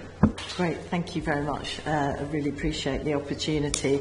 I would also like to say I did spend the early part of my career working behind a bar and very much enjoyed it, and certainly enjoy the opportunities provided by the Station Hotel Bar and Royal Dornoch Hotel Restaurant. So I'm very, very happy to see all of that in our community. I think what I was trying to explain in my submission is a couple of things, really. One is we know that we have a fantastic economy in Dornoch. We're extremely fortunate in the Highlands and in Scotland to have such a vibrant economy and such a wide variety of hospitality and tourism opportunities that afford many of our young people really fantastic careers and opportunities, but also long-term careers and employment. And we also have some fantastic retail businesses, of which I hope we're one, which, have many of the same characteristics around them in terms of full-time staff, part-time staff, seasonal staff. So often a very sort of similar sort of economic makeup as tourism businesses are.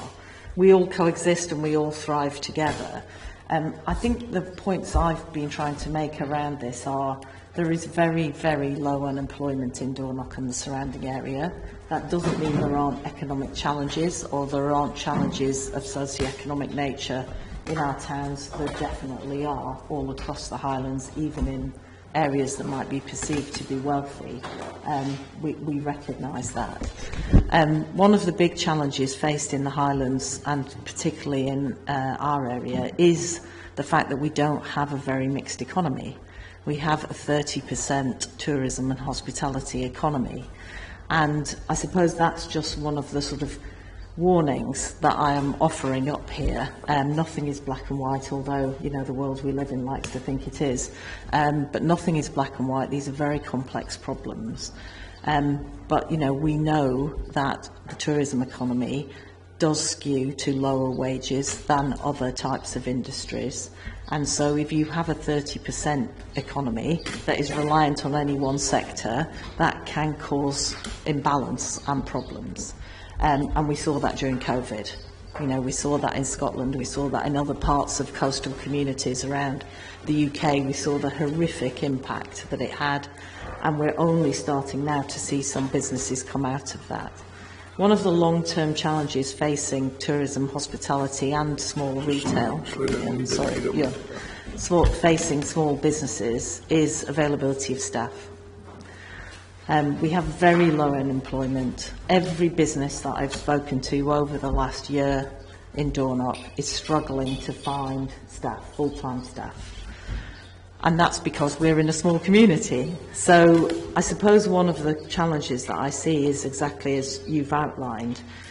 If there are to be 300 new jobs over a period of time, and I'll let other colleagues determine whether that's the right number or the wrong number, but if there are to be 300 new jobs, that is likely to mean at least a huge proportion of that will be inward migration into the region. That may well be really good. We must take into account the lack of housing stock in our area and in Highland.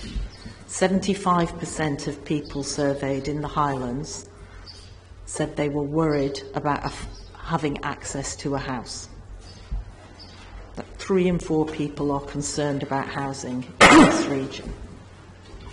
We know it's one of the biggest reasons why our young people move away, because they don't have anywhere to live.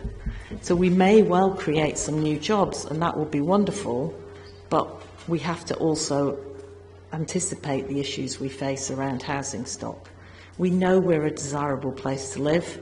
I moved here myself, you know, so I find it a desirable place to live. I've started a business here, I employ 10 people, you know, hopefully I'm contributing to the economy and to the community, but it is not easy. You know, we struggled all summer with vacancies, not seasonal vacancies, full-time vacancies. So I think we just have to really think about that hard, that adding to an already enormous and majority sector in hospitality and tourism may well add jobs, but it's adding to an unbalanced economy. If we accept the job growth, let's come back to that. Where are these people going to live? What public transport is on offer to them? And we have other structural issues in this region, which my colleagues at the Highland Council desperately try to solve every day, around public transport and childcare. Now, we have a huge problem around childcare. There is no childcare in Sutherland outside of a tiny, tiny amount of public sector. It takes enormous amounts of women out of the workforce. So, you know, there are big structural challenges here that I would posit, however amazing it is, however glorious it is, however charming it might be, one golf course is not going to solve. So that's sort of where I'm coming from with that, and I'm happy to go into any more detail or talk about that. Oh, that's appreciated. Thank you very much. And I do, in the defence of, not defence of, but from reading the applicants' submissions, I think they quite clearly state in there that it's not a silver bullet, it's not the answer to solving the acknowledged demographic and challenging economic issues that we know about. Before I go over to the applicant to maybe see if they have anything to say, I'll just ask if anybody else, if any of the other third parties have anything that they'd like to contribute with regards to this side of the... Thank you, Councillor. Yeah. Thank you. Picking up on some of the figures that Genevieve has quoted, we have perhaps a low unemployment rate because we have no people, basically. Out there, there are 2,000 square miles, not 2,000 hectares, 2,000 square miles of wilderness from which people are being steadily, again, eradicated. And that is our prime problem. At the moment, I'm dealing with situations where we have managed to hold off the council closing Brora Nursery. Currently, Glenfield Nursery is being mothballed. Edgerton Primary School, only 10 miles away, was mothballed a couple of years ago, and the primary school will be mothballed in 2025 unless we can find people coming in. So to have people coming in, we need jobs and we need housing. Now, Dornoch has capacity for housing, as Mr Adam behind me will testify. We're working with his Springfield development outside north of Dornoch there, which is has another 200 units perhaps to go. And on the west side, Park Monroe is anxiously looking at where it can expand down towards that side of things there. So between jobs and housing, then we can actually create a basic economy, which will perhaps be lopsided, as Genevieve says, but not as lopsided as our demography. Although our current population figures are basically holding up, that's because almost 40% has been a 40% increase in the over 65s in the last 10 to 15 years, and the number of under 18s has decreased by around 30%. So we're not in a good situation, and the question I would have is perhaps one that's not asked here is, if not this, then what else is there? Thank you very much. I'm just going to go back to the witness first, and then I'll come to yourselves.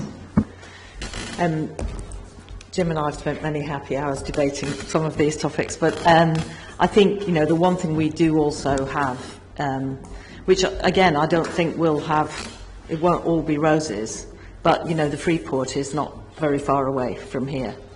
And I do think the arrival of the Freeport and the associated businesses that are coming, the renewables industry is very important to the whole of the UK and particularly to Scotland, and the associated supply chain, the investments that are being made in battery technology and also into hydro are very important. So I do think we are extremely fortunate that our remote region is also receiving a big investment, and it is thousands of jobs coming to the region. So we shouldn't think that this is always going to feel like a very remote region with very little industry. Those high technology industries are coming, and they're only 15 miles away. Thank you very much. I'm going to go to the council and allow the councillors to speak. Thank you. It's interesting what the lady just said about opportunities are coming, and you're absolutely right.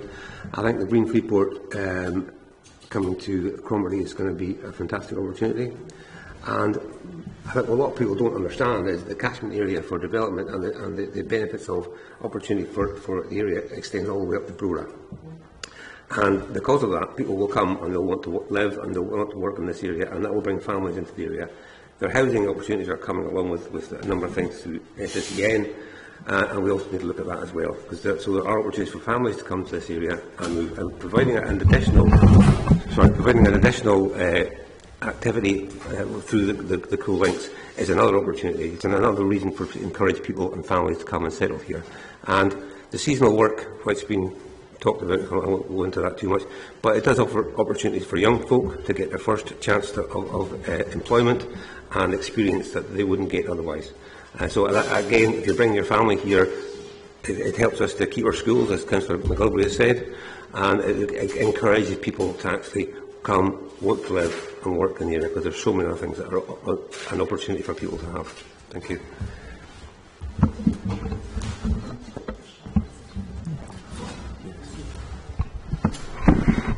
Thank you, Councillor Stewart. I would like to just follow on from what my colleague Councillor Gale said and follow up on a couple of the points. Sutherland has a population projected to decline by 15% by 2040, so there's some significant challenges here, and it's nothing that the Council's not aware of. With regards to the points raised, with housing, there's been a national housing emergency declared and a housing challenge here in Highland, and with that, there is plans to take forward support to address some of these issues. But Councillor Gale touched on the jobs and, as you mentioned yourself, the Freeport and associated businesses, renewables, supply chain and investment. So I suppose the point that I'd like to make is that inclusion of some does not directly lead to the exclusion of others. Having this golf course and this investment in the community by no way negates investment from other sectors and other industries in this community. I think, as you made in your point, there's currently 30% employed in tourism.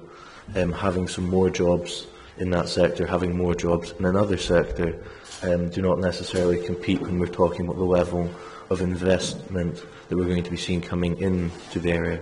Thank you.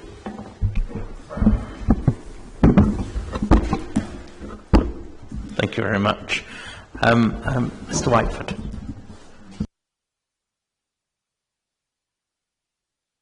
We need you to use the mic because then the camera looks at you. I think we're a little bit in danger of perhaps looking down the telescope the wrong way sometimes, and I think is this a threat or an opportunity? I think from what we've heard, we need this can be turned into a massive opportunity. For someone who lives above Nig, I see the Sumitomo factory unfolding at the moment, and the massive opportunity that's going to create. It's actually going to create a local hospitality opportunity too, because these are high-earning individuals that will help grow the economy by living and working and paying taxes in the area. So read across, we this summer were 40 people short. And that's tough. That means you're having to sell away, let business, you miss it because you have to say, sorry, we're full, or we can't serve lunch. Go back to what I said earlier, we need to turn around and train people into hospitality here, encourage our young to want to stay here. I put a piece in my paper about the school roll. We've just got that, that's a disaster. But, if we don't grab these opportunities, we won't change it around. The infrastructure then won't follow. We won't pre-build infrastructure. You have to get on with it. I'm afraid I'm the person that gets the blame, I suppose, sometimes for creating the NC 500. But, that was to create opportunity for people. And that's happening. So crofters have now got cabins on their places. They've got other roles in life, and that helps them add value to what they're doing. So I think just that point that we can be in danger of looking down the telescope the wrong way. And I would say that Genevieve runs a great quality business in Dornoch and has added value massively to Dornoch. So I just see that as, we're all working here together. We just have slightly different viewpoints about how to get to the same end point. I would love my young family to be able to come back north again. And these things we're discussing will give them the opportunity to do just that. Yes, I'll go back to yourself, Councillor. Just one final point about the Cromarty Firth. Looking back over time, the aluminium smelter came along and disappeared. And the oil business at Nig, the rigs business at Nig, came along and effectively disappeared. And the sustainability of the Freeport will, I think, at the moment be quite uncertain. It's an ambition, it's a desirable ambition, but we cannot guarantee it will be here in 20 years.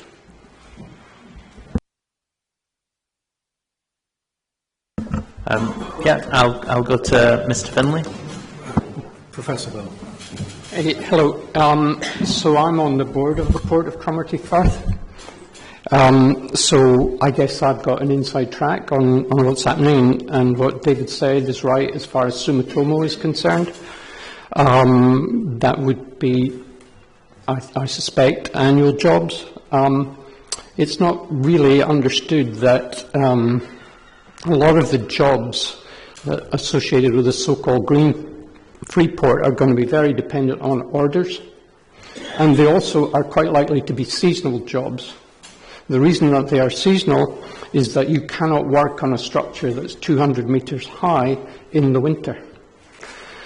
So, these jobs will come, potentially, but they will only also do so if the UK is successful in establishing that supply chain. That supply chain at the moment is almost entirely in China. China installed 300 gigawatts of renewable electricity last year. That was more than the rest of the world put together. The UK's energy capacity at the moment is 100 gigawatts. So they have built in a year 3 times more than we use day to day. So the green Freeport is not assured. It's only assured if we can be competitive in that particular sector. So, as David Whiteford said, we shouldn't count our chickens too early on that particular score. Second thing, housing is a problem everywhere. It's not just a problem in this locality, it's a problem in our cities, it's a problem in cities worldwide.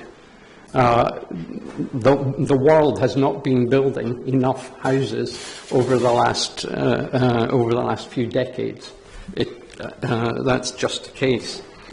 Second, or perhaps third, unemployment is low everywhere. But the problem that the UK government is actually trying to address is inactivity.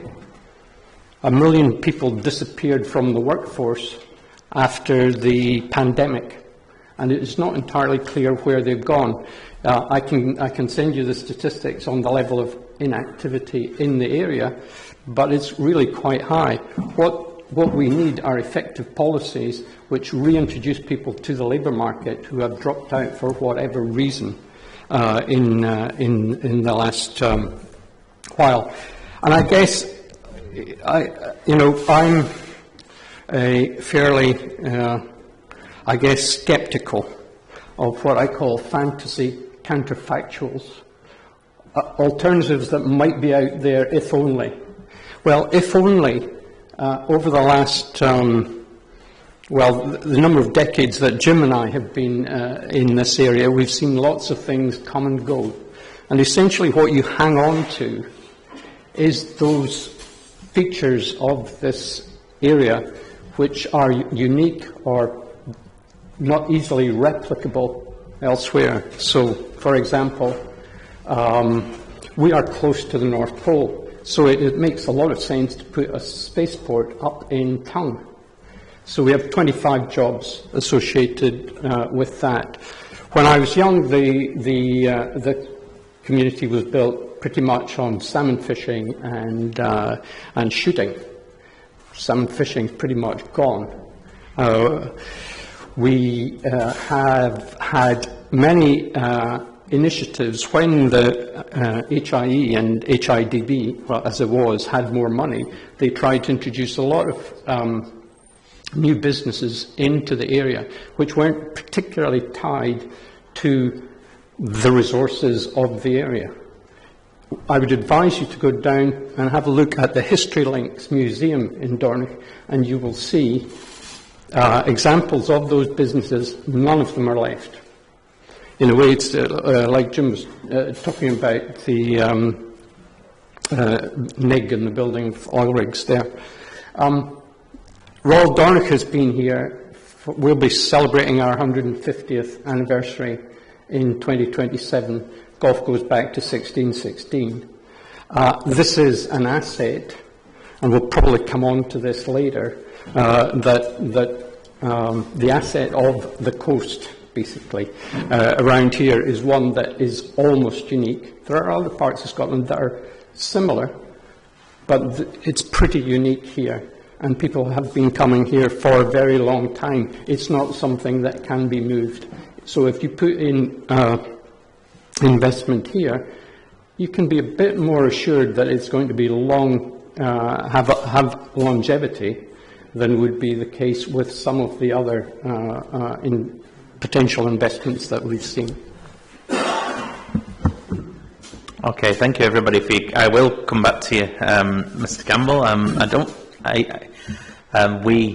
Whilst we excluded demographics, and I appreciate that it is a really important point, locally, and that was clearly evident from reading the impassioned submissions that we got. So we do understand that position, and we don't begrudge hearing a little about it here at all.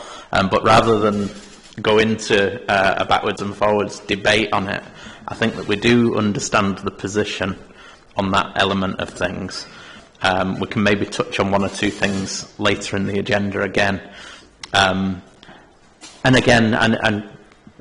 we are hearing what's been said, but please do remember everything that's already been said in statements is going to fully be taken taken in hand when we write our report, and agreement isn't going to be reached. We appreciate that, and rather than back and forward, we will take a closing comment here, but then maybe we'll look to move on, if that's okay. Thank you, that's helpful. I think Mrs. Duhig's got a closing comment she wants to make.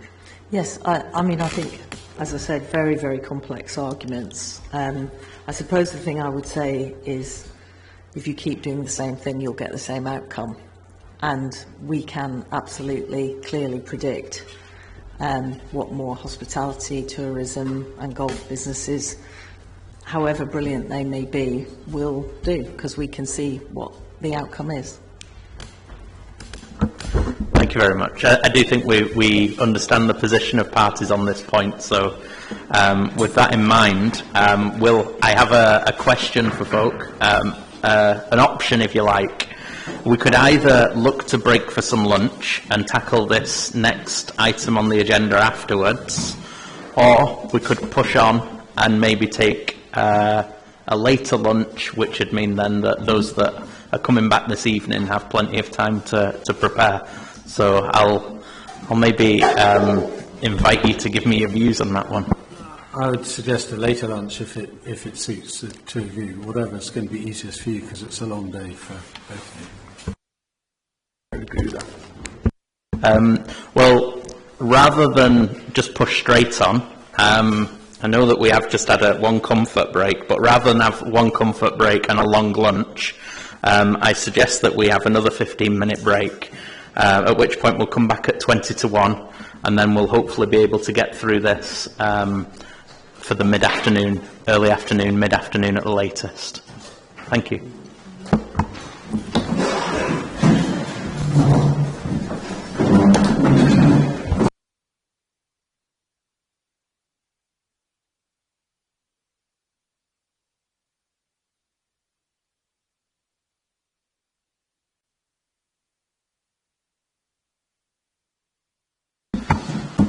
Thank you very much, everyone. In this item of the agenda, I'd be interested to hear more about what the proposed developments anticipated to add to an already established collection of courses that we've spoken about already in quite a focused geographical area. In particular, we'd like to understand how the individuals involved in the design of the course would affect its overall impact. You'll see from the agenda and the points there how I intend to arrange the discussion so that we can most effectively understand the position of parties. So I'm going to initially ask the applicant to speak to the first point before hearing from NA-270-010-Coul. After that, we'd like to invite Mr. Stewart, Puck and Hampton to explain how they envisage the course would affect the desirability of the region as a golfing destination. We've already touched on this, but it'll be good to just have a full discussion on that. And then finally, we'll work around the parties in order that they can respond to any of the matters raised during this item. Does that sound a reasonable way of going about it? Yep, that's good. So we'll start with the applicant, Mr. Finlay. Professor Bell. Okay, thank you. So this is around the idea of clustering and the benefits that brings. Definition, I'll just read it out to you. Economic clusters are essentially local concentrations of similar or complementary industries. And here I would be thinking in terms of complementary industries, obviously hotels, along with the golf industry itself. They aggregate production and exchange goods, services, talent and tech. Well, there are various ways that this can happen. Courses can share equipment. They maybe have a common labour pool, which adds to productivity because learning goes across different courses. They can give each other advice. And although I've done some of that myself, Mr. Hampton is much better qualified than me to do that. But perhaps, a for example might be that once Cool Links was up and running, people planning their trips well in advance would be thinking about, well, booking Dornoch and Cool together. Which is quite feasible. There's no reason, and it is quite possible for the two organisations to facilitate that kind of arrangement. One great quote from Mike Kaiser, who built a course in the remotest parts of Oregon, and then expanded that and made that into a very thriving business where you've got a longer wait time than you do at Royal Dornoch to get a tea time. He said, one course is a curiosity, two is a destination, with the idea that having two courses together starts to bring in these additional benefits of the cluster. So clusters can exist at different levels. You could think of them at the Scottish level, you could think of them at the Highland level, and you could think of them at the local level here. At the Scottish level, it's been the case that golf has not been all that well marketed internationally. It is interesting to note that the R&A, Scottish Golf, and Scottish Government have just committed £11 million basically to encourage more events, golf events, and associated benefits to come to the Scottish economy over the next 5 years or thereabouts. So that's at the Scottish level, and that's in part a recognition of the fact that this is an internationally competitive market. It's not the case that if people don't come to Dornoch from the US, they'll stay at home. They'll go to New Zealand, or they'll go to Australia, or they'll go to some other part of the world. It's essential in a way that it's not just the local area that thinks about this. It's a whole Scottish issue because it is quite a competitive market. So those are the sort of general benefits of clusters. One of the other key areas, which is what Alan Fleming was talking about, is the existence of an educational establishment within the area, and how that bounces off not only the local area, but lots of very well-known courses around the world where people want to send their students on assignments to Dornoch and vice versa. Royal Dornoch has an arrangement with Stanford University where we have students come each year to work with us. So it's getting that critical mass together. Dornoch is doing very well, but the area can benefit as a whole by having that additional facility nearby and expanding its horizons in a way beyond where they are. Can I ask Professor Bell to deal with just one further issue? Now, we've heard a bit about it already, but it could be said that Brora and Dornoch already are a cluster in themselves. Is Cool Links, or the proposal for Cool Links, equivalent to Brora in terms of the attraction? Well, Cool Links is I've got to say, going to be on a different level from Brora. It is widely talked about. It has been discussed on both sides of the Atlantic and indeed in Europe for quite some time, and that's associated with the designers and those associated with the course. And I think we'll go into more detail on that. But obviously Brora will benefit, but the fact that it is a core course is hugely, hugely important. And it also links, as I said previously, with the DOC and the Gilhans courses at Inverness. And perhaps just explain to the reporters who, like me, may not know who those individuals are, the importance of those two other individuals. Well, there's a golf course architecture is a subject in its own right, which not that many people are perhaps aware of. There are 100 million people who play golf, and maybe a lot of them are not quite so well versed in golf course architecture, but there are a significant number who are, and there has been a move over the last 20 years or so towards minimalism, which is the idea that you take golf back to its roots. And the inspiration for Mike Kaiser is actually Royal Dornoch, where golf is played walking, where there's been minimal interference in the geography of the layout.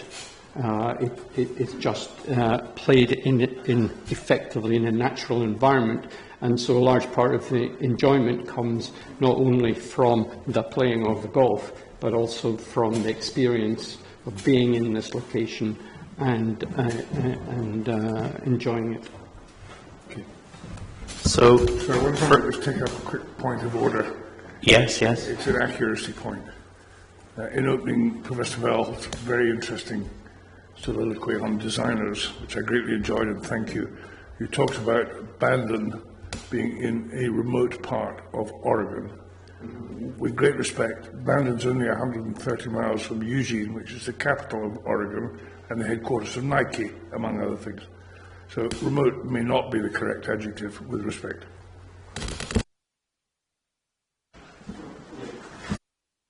Okay, well, thank you for that. It's yeah. I don't propose a site visit to verify,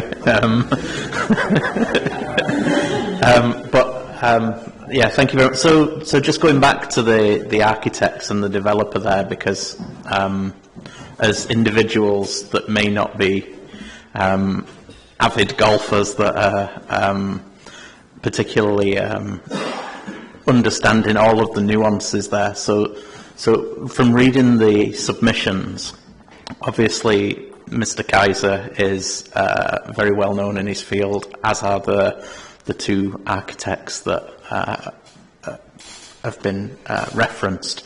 So what level of draw in particular do you think this has? I mean, is there any?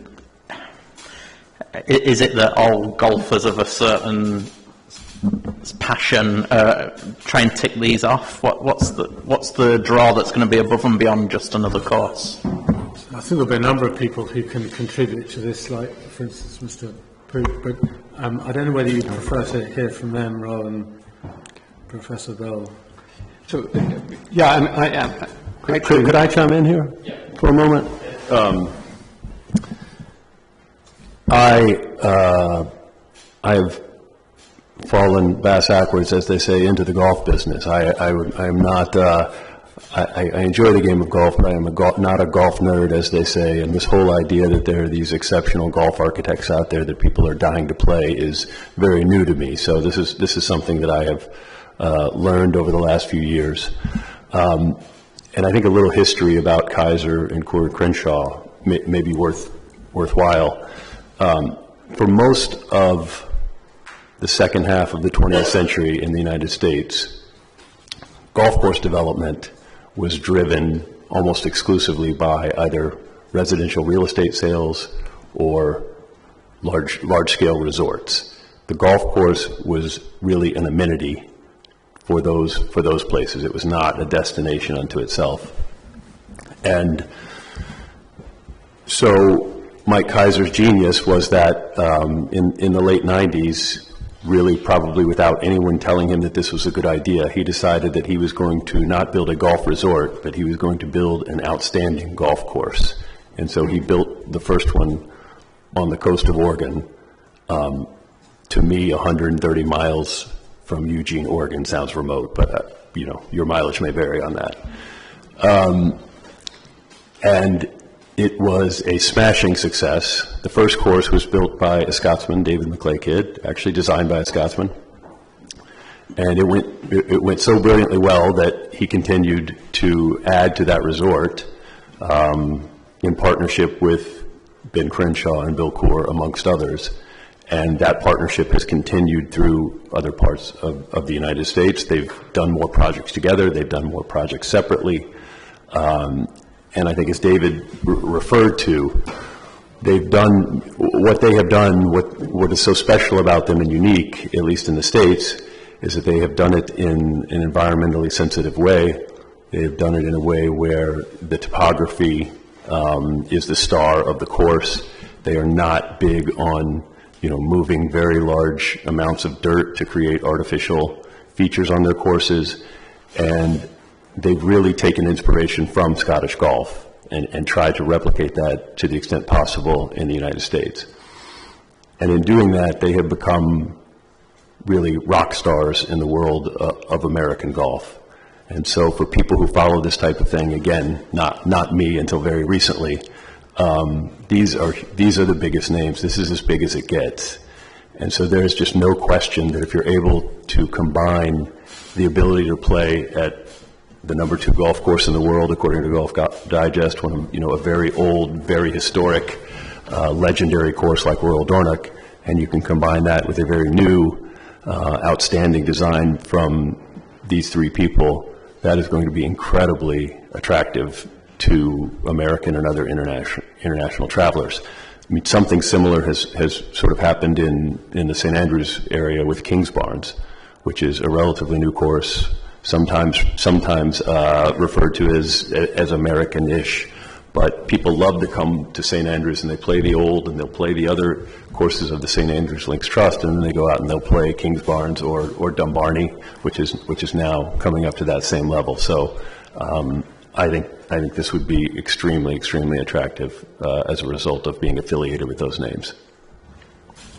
Thank you very much. That's really useful. I realise I may have strayed into my later point, but I was just needing to fully appreciate the identities of the people we were working with. Okay, so taking that, if we go to point 2 there then, where it's just to give your views on the likelihood that the individuals involved would make a significant difference with regards to making the region more desirable to visitors. Thank you. Thank you.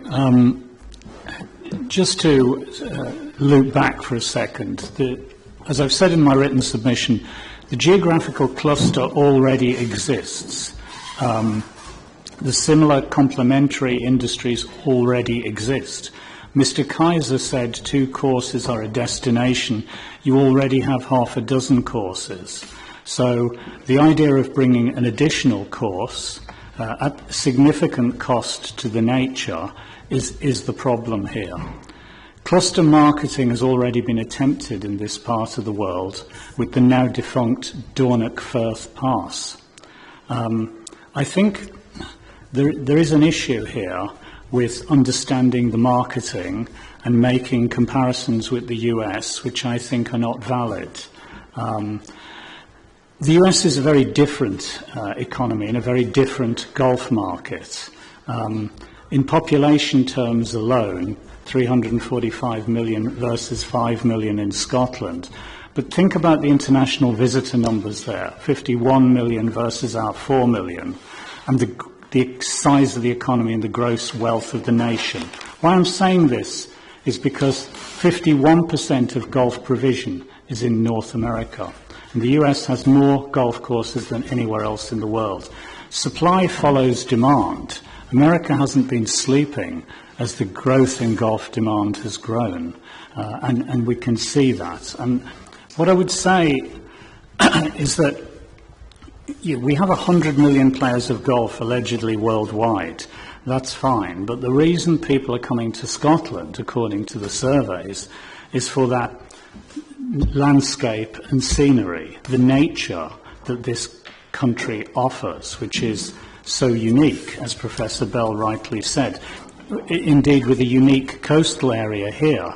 So I suppose the question is, do we lose a unique part of our coast and all that goes with that to generate 32 full-time jobs and potentially add one to a cluster of 6 that's already there? Remember, 4 to 7% is the reason for golf being a motivator to come to Scotland versus 70+% for our landscape and our natural environment. Thank you.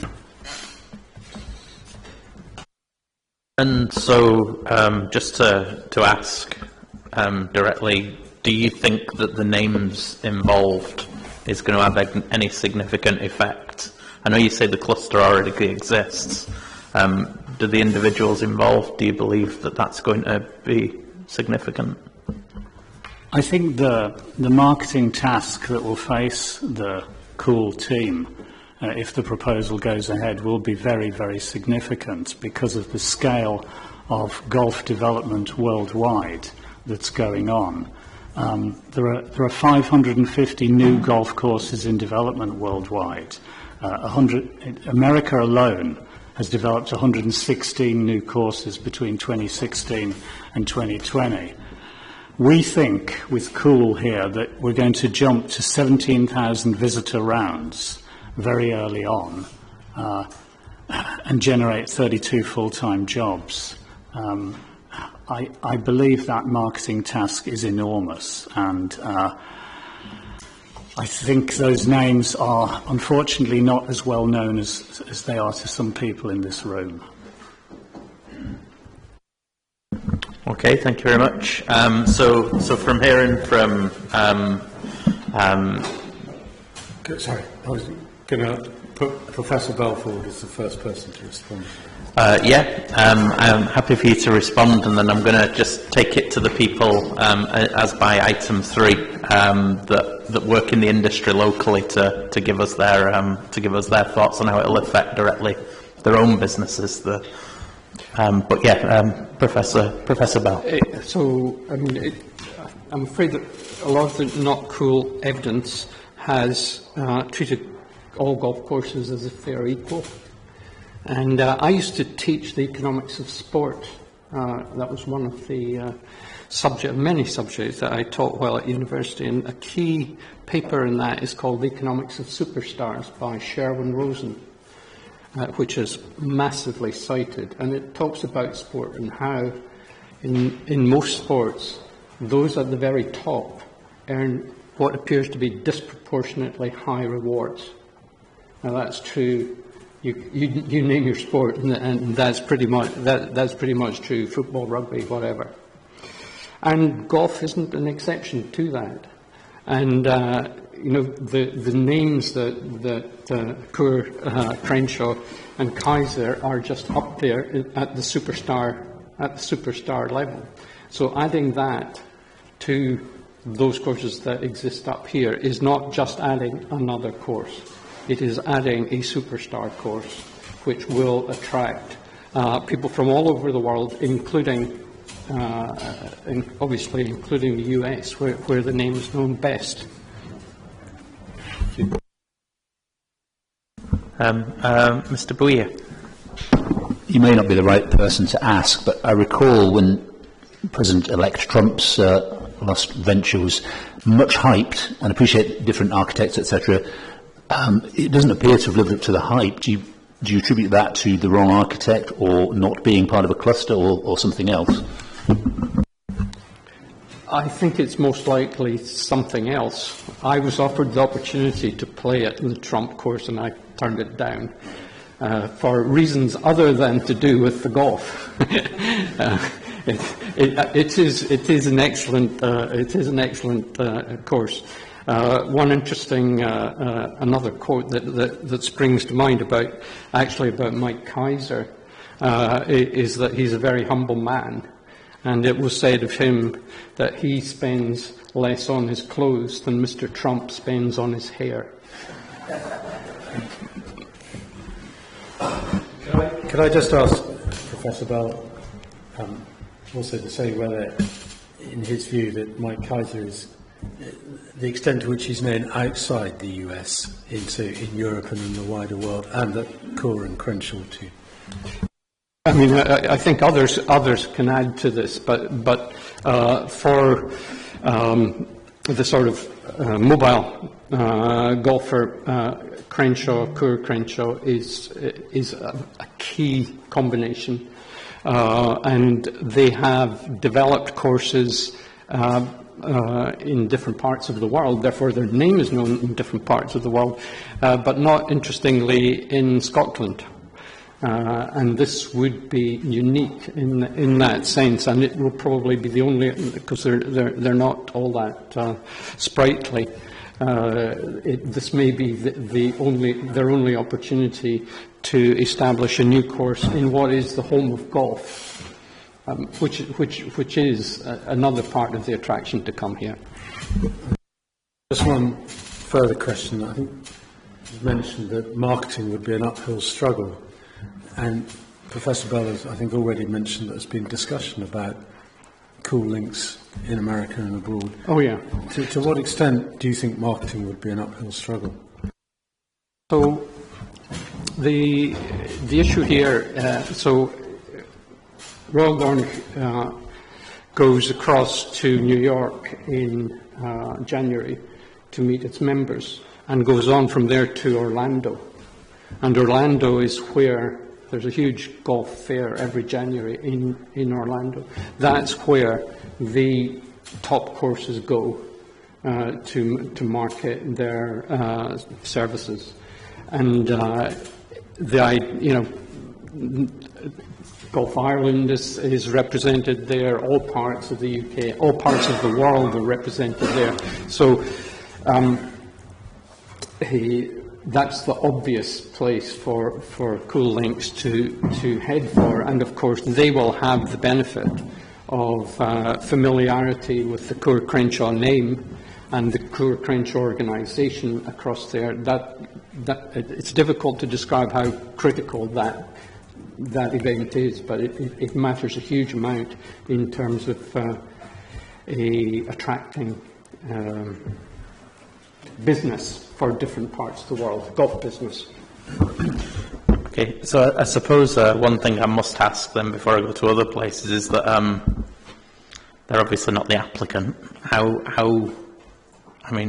certain is it that these names are going to be involved with the proposal? Well, they have been already, is the answer to that. We're asking not just for permission for a golf course, but for permission of the golf course of this particular design, and they have been involved in the design. And so if this golf course is built, it will be a Coul Crenshaw golf course, whoever builds it.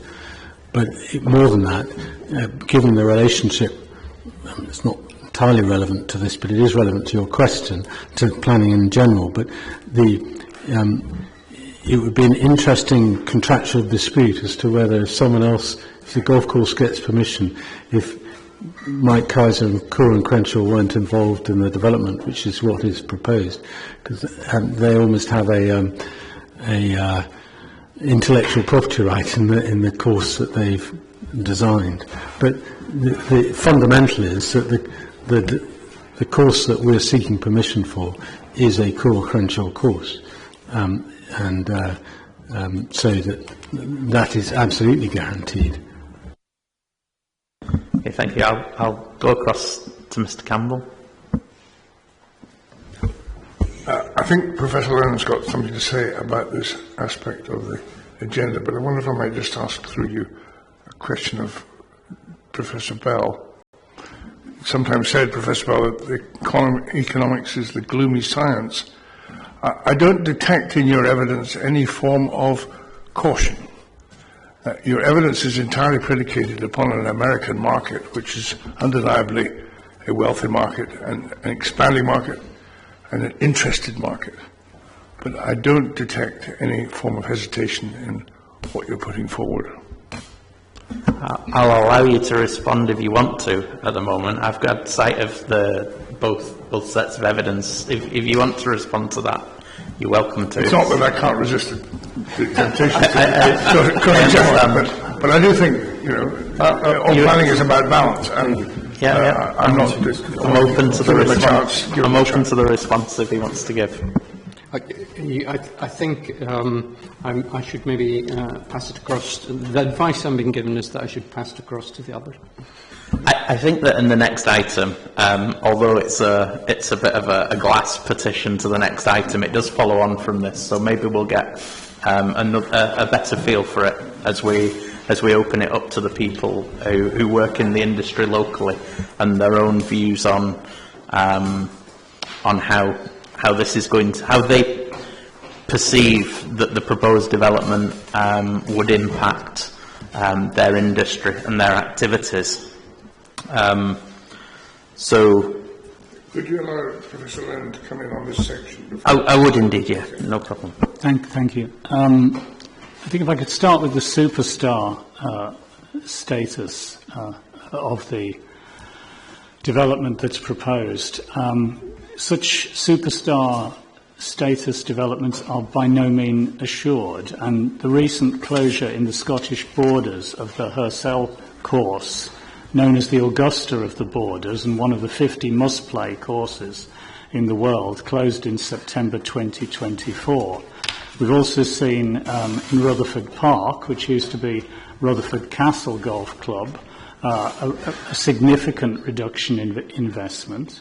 Whilst we've also seen many smaller golf courses, community member, Whitekirk, Lothian Burn, Torfan Hill, Eastwood, Glasgow, Bronson Castle, Ayrshire, Moose Valley, Lanarkshire, all having problems. So this is by no means certain. And to the other point Professor Bell raised about events and the £11 million funding going into golf events, RNA, Scottish Government, be clear that these events will not take place here because the infrastructure is not in place. And for that reason, we haven't had significant scale events in this part of Scotland.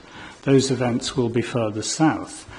And unfortunately also, those American visitors we're discussing, 3.97 million who come to Scotland, much of their activities and much of their dwell time is in the south and central belt, located around the Fife courses, the Ayrshire courses, and the central belt itself.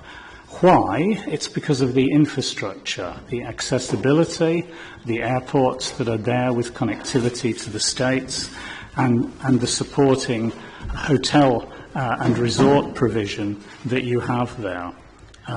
So I think, that those points have to be considered when we look at the potential to achieve those very optimistic demand figures.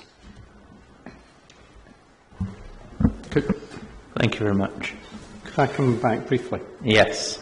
I mean, so the implication of superstar theory is that there are tails in the distribution. One is where at the top, and the other is at the bottom. And most of the courses that have closed are those right down at the bottom that are dependent on they're basically member courses, not visitor courses. So that's one thing, and the implication from the concentration on the central belt suggests that we really haven't been doing that well. So this partly responds to Mr. Campbell's point, because to be honest, I do have a reputation for being miserable.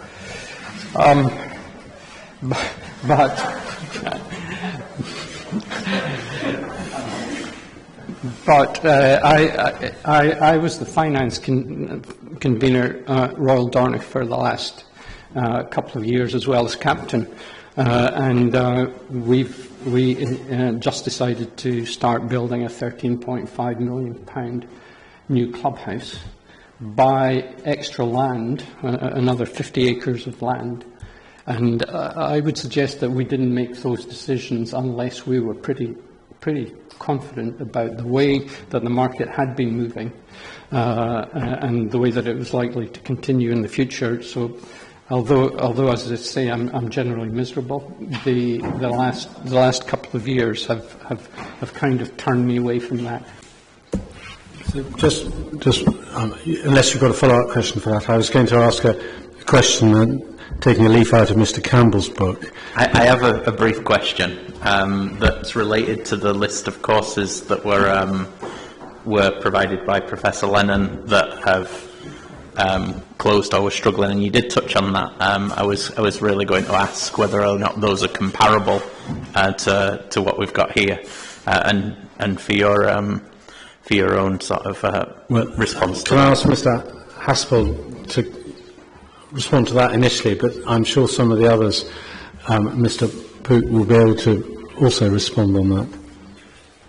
Now, a couple of the golf courses that have actually closed down in the borders, well, I think the gentleman said the Roxburgh.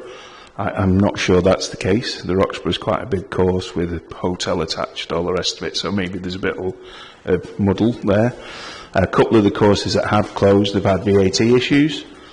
So obviously downturn in members and then VAT that they had to pay back, etc. So if you look behind the scenes, there's actually a lot more to it than just lack of numbers, and they're just not comparable to what we're doing here. So you know, there's a wonderful course at Bonner Bridge, but Americans are not going to fly to Bonner Bridge to see that golf course. So they're just not comparable. Okay, Professor Lennon just wants to come back before I'll open up to yourself for that question, Mr. Finlay. So the record will show I didn't mention Roxburgh, but the course I was referring to, the Hersell in the Scottish borders, and the reduction in investment for Rutherford Park would be the ones that are significant. I was citing the other courses, which I did qualify with community and member focus, on the demand for golf is not infinite and cannot always be relied on. And the demand for golf from an American market that's already well supplied and is going to increasingly be well supplied with courses at home is an equally tenuous market to focus on. And it's a bit like the focus of the economy. If we're very fixed on one sector, that the lack of diversification increases the risk to local employment, the point that my colleague Genevieve was making earlier. Thank you very much. Thanks for the clarity there. So, Mr. Finlay, before we go on to the third point on this item of the agenda, and we speak to Mr. Pook, Stewart and Hampton about how they envisage the proposed development would affect the desirability of the region. I understand you have a question. Yeah, it's a question of Mr. Lennon. I just presume that he has put all his relevant golf experience in his expert statement, as one would expect. If he hasn't and has greater experience, no doubt he can tell us now. But so I've asked it in that way so that he can, if it is all in his witness statement, the answer can be fairly short. I believe all my documents have been submitted, including the recent survey, the 2023 visitor survey, which we have forwarded during one of the breaks. Not exactly the question I asked. It's your experience of the golf market. So, just clarify the question. What is my experience of the golf market? My question of the golf industry, yourself personally, I think your own experience in golf, I think, is. I purposely didn't ask it. I assume that you have put all your relevant experience of the golf market in your evidence, your written evidence. Yes. Thank you. That's what I wanted to know. Thank you very much. Okay, so moving on from that second point, I think we understand the position of the applicant and Not Cool with regards to the identities of those involved. And I'm just going to now, we've already touched on this slightly in particular with regards to Brora and with regards to how hotels may be affected. But again, it's just looking at the clustering side of things. If there is anything else that the people who have already spoke would like to add, but I'll start with Mr. Pook, who hasn't yet said anything, to just talk us through what it is, just to explain to the room and to the viewers who may not have fully absorbed your statement, what it is that you do in the region and how you envisage the proposed development would have an impact. I'm delighted to share my great knowledge that I've got in the golf and travel industry. First of all, I'm a golf professional. I played tournament golf back in the 80s. I wasn't a great putter, hence I got involved in the travel industry. My caddies used to make more money than I did. But the way that the golf industry has grown tremendously over the past 30-odd years stems way back hundreds of years to what was created in Scotland by Great Links golf courses. And setting that standard like Royal Dornoch did 150 years ago, or St Andrews 200, 500 years ago when golfers all started there.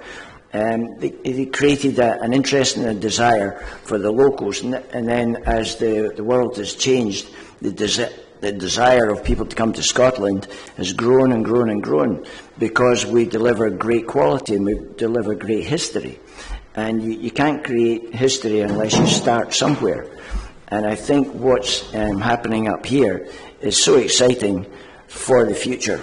The investment at Royal Dornoch into getting their golf club done, of which I'm a very proud member, was quite a challenge to get that over the line, because a lot of people were just looking for the short answer as opposed to the long-term desire. And fortunately we got that through.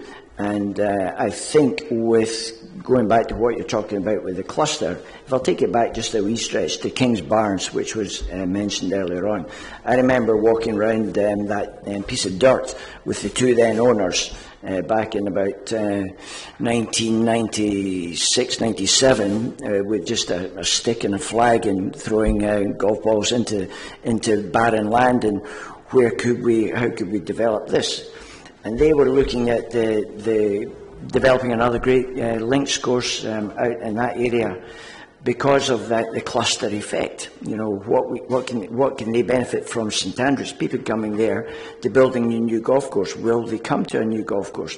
Well, if you build something good and of top quality and with great international architects that Kyle Phillips is, then it certainly helped them make their big investment decision to do that. It's been a tremendous success, hosting international events, including the Dunhill Links.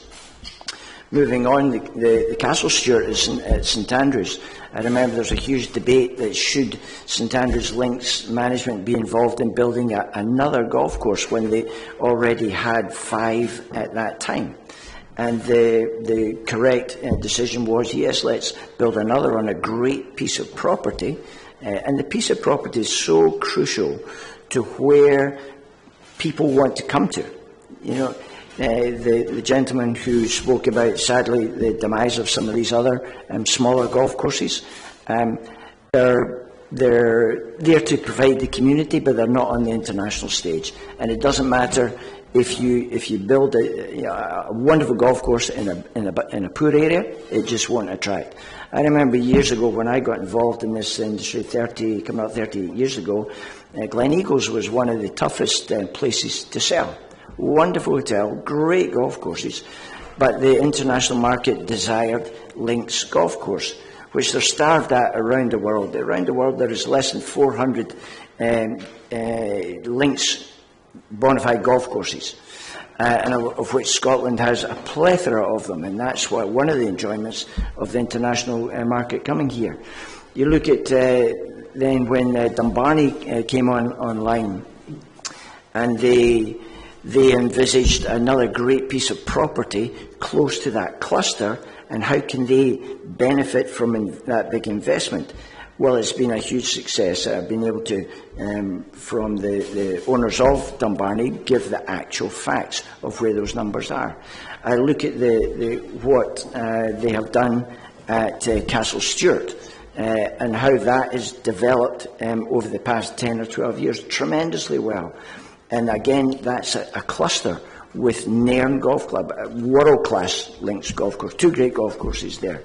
And then obviously their investment with the Cabot Group coming in to invest heavily in there, because they can see the benefit of investing in building a great second links.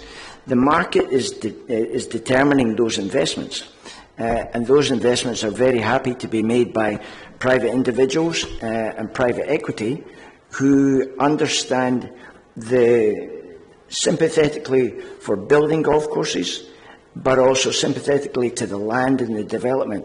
My clients are worldly wide travellers, and they will not support places, particularly new places, that are just going gung-ho, fire it through without all the economic situations that have to be taken into consideration. So that's what excites me tremendously, supporting Cool Links, in that the balance between the and the development for great new links for the next 100 years, 200 years. These are things that we have to think about, as well as not just the employment of 30 to 35, whatever it might be at the golf course. It's the opportunities at the hotel accommodations, at the self-catering accommodations, in Dornoch and Brora and the surrounding areas, for the inward investment that can come in there for people to support all this. So my clients are demanding excellence, they're demanding great quality, and bringing in such a revered name like Coors and Crenshaw to this area is beyond doubt a massive attraction. If it was a Graham Pook design or a Neil Hampton design, not so sure about that, if the world would pay attention, but the world is paying attention to this development. And I can assure you, having met Ben Crenshaw in the past, he's passionate about Scotland, passionate about golf, but even more so the opportunity to be able to build a golf course on a links golf course. Oh my goodness, you can't believe how excited he is. But more than that, he and Mr. Kaiser are so environmentally concerned that that's what the whole essence. If they saw this and it wouldn't work, they would walk away without any question at all. So the cluster side of it is tremendously important for Royal Dornoch, for Cool Links, but it will also have a huge impact, positive impact, for Brora and Golspie and Tane, which my clients also go to. They love my clients are very wealthy people. They fly in private, most of them, and we do charter helicopters, and we charter helicopters from here to go to St Andrews to play golf and bring them back. So it's not just the other way about. But when you build something of great quality and great destination, Marine and Lawn would not have invested the tens of millions of pounds into bringing back to life a great old property. They wouldn't have done that if there wasn't a vision for growth and going forward. But my clients, my goodness, they're starved of great golf. The gentleman spoke how many golf courses are getting built in North America. How exciting. They can see the vision on their doorstep to build more. Down in New Zealand, where we operate as well, more great places are being developed, more positiveness, and that's only exciting for Scotland. And the wealth where the golfing community spends, where you can hear it in the actual figures, and through the pro shops, through the F&B, through hotel revenue, through transportation revenue. Inverness Airport taking direct flights. I have still a lot of clients fly private, but they also go into Amsterdam or they go into London and they come up here. This area of Scotland is a breath of fresh air for our clients because they've done St Andrews, they've done the great courses down the West Coast. They're looking for more. But when you build quality, the people will come. But another, just a final point from me, the gentleman was saying it doesn't attract international events. It attracts the highest amateur events that is possible to be accommodated in here to date. And it was so exciting when the RNA announced that the Curtis Cup is going to become here in 2028. My goodness, for the area, that's a global event. And for that to be focused into Dornoch and the surrounding area, my goodness, that's so exciting. So exciting for me as an operator to bring my clients, because they want to go and see where these, and play in these courses, where these events have been had. And for Cool Links, by 2028, with a good wind, everything can be up and running. The world media coming to there. The marketing that goes on with Royal Dornoch. I'm involved in that PGA show in North America. I've been there for over 30 years. I've been going to that show. Biggest golf show in the world. And everybody in golf is there. And any new project of note, and the golf course architects are all there, it's such a strong platform to go forward on. But from my side of it, as an international golf tour operator, this area is hugely important in the world of golf. Not just in Scotland, but the world of golf. So, you know, I commend it and support it enormously. Yeah, thank you. Thank you. No, that's really helpful. I had a quick question on Dumbarnie, because I know that's one of the few places I do know. You told us very helpfully it opened in 2020, and it does appear to have fulfilled what they said it was going to do in terms of it looks like it's anticipated it will have doubled its number of rounds in only 4 years. Right, that's now confirmed, is it? Yeah. So that's, and the revenue estimation over 6 million, you may not know that, but it's that ballpark, right? And you say that's very attractive to international, as well, you know, international customers. Does that include your kind of high spending Americans, or? Very much so, because of the quality that's been built. The great architect, Clive Clark, renowned architect, an Englishman over in North America, his first venture into Scotland. But more than that, it's the location and the design and the quality and the reception when my international clients turn up at the first, before they get to the first tee, the welcome that they're given. It's just elevated the whole service sector of the industry. Big employer in the industry, makes good profits, they invest it back in, they pay HMRC their money as well, so everybody's happy. Yeah. Would you, as I've been there, it's fair to say that course is not the same as what's proposed here, in that it's not a true links course. It's moved inland. There was an awful lot of earth moving, etc. Would you accept that's fair? That was their way of getting around the environmental challenges of being right next to the sea. I can't speak on behalf of the actual environmental side of it because I wasn't involved in it, but I do know that they constructed, basically it is links land, it's sand-based land. I mean, there are links courses. You could actually contest that some of the great English links courses are not links courses because they're not backing right onto the sea. That actually does back right onto the seashore. Oh, indeed it does, and I'm not expecting you to know, because as you say, that's not your part of the your expertise. But there is evidence elsewhere before us that the nature of Dumbarnie is slightly different to what's proposed here, which is trying to go for a more natural working with nature rather than moving it more inland onto farmland, which was suggested by some objectors to the proposal that that's what should have been done here. So, but if you don't know, that's, you know, I can't ask you to answer a question if you don't know exactly how it was constructed. We have that information elsewhere. I think on what you said there, then this is an even better opportunity than Dumbarnie.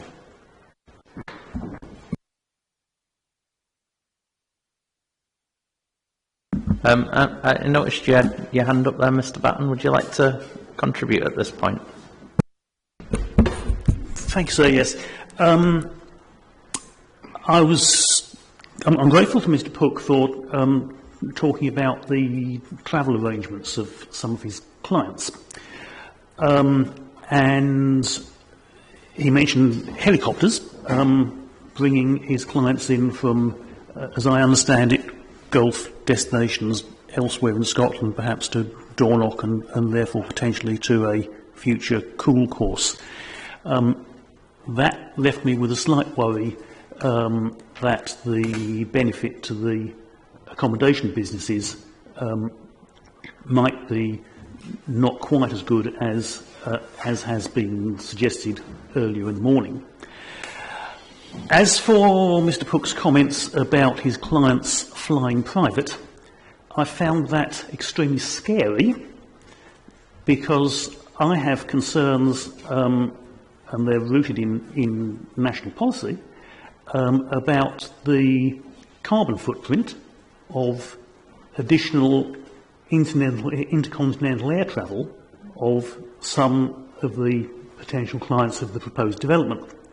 I recognise that Professor Bell talked about displacement effects where people might travel from the States to Scotland, or if not, they might travel to New Zealand, and so there may be some sort of trade-offs here.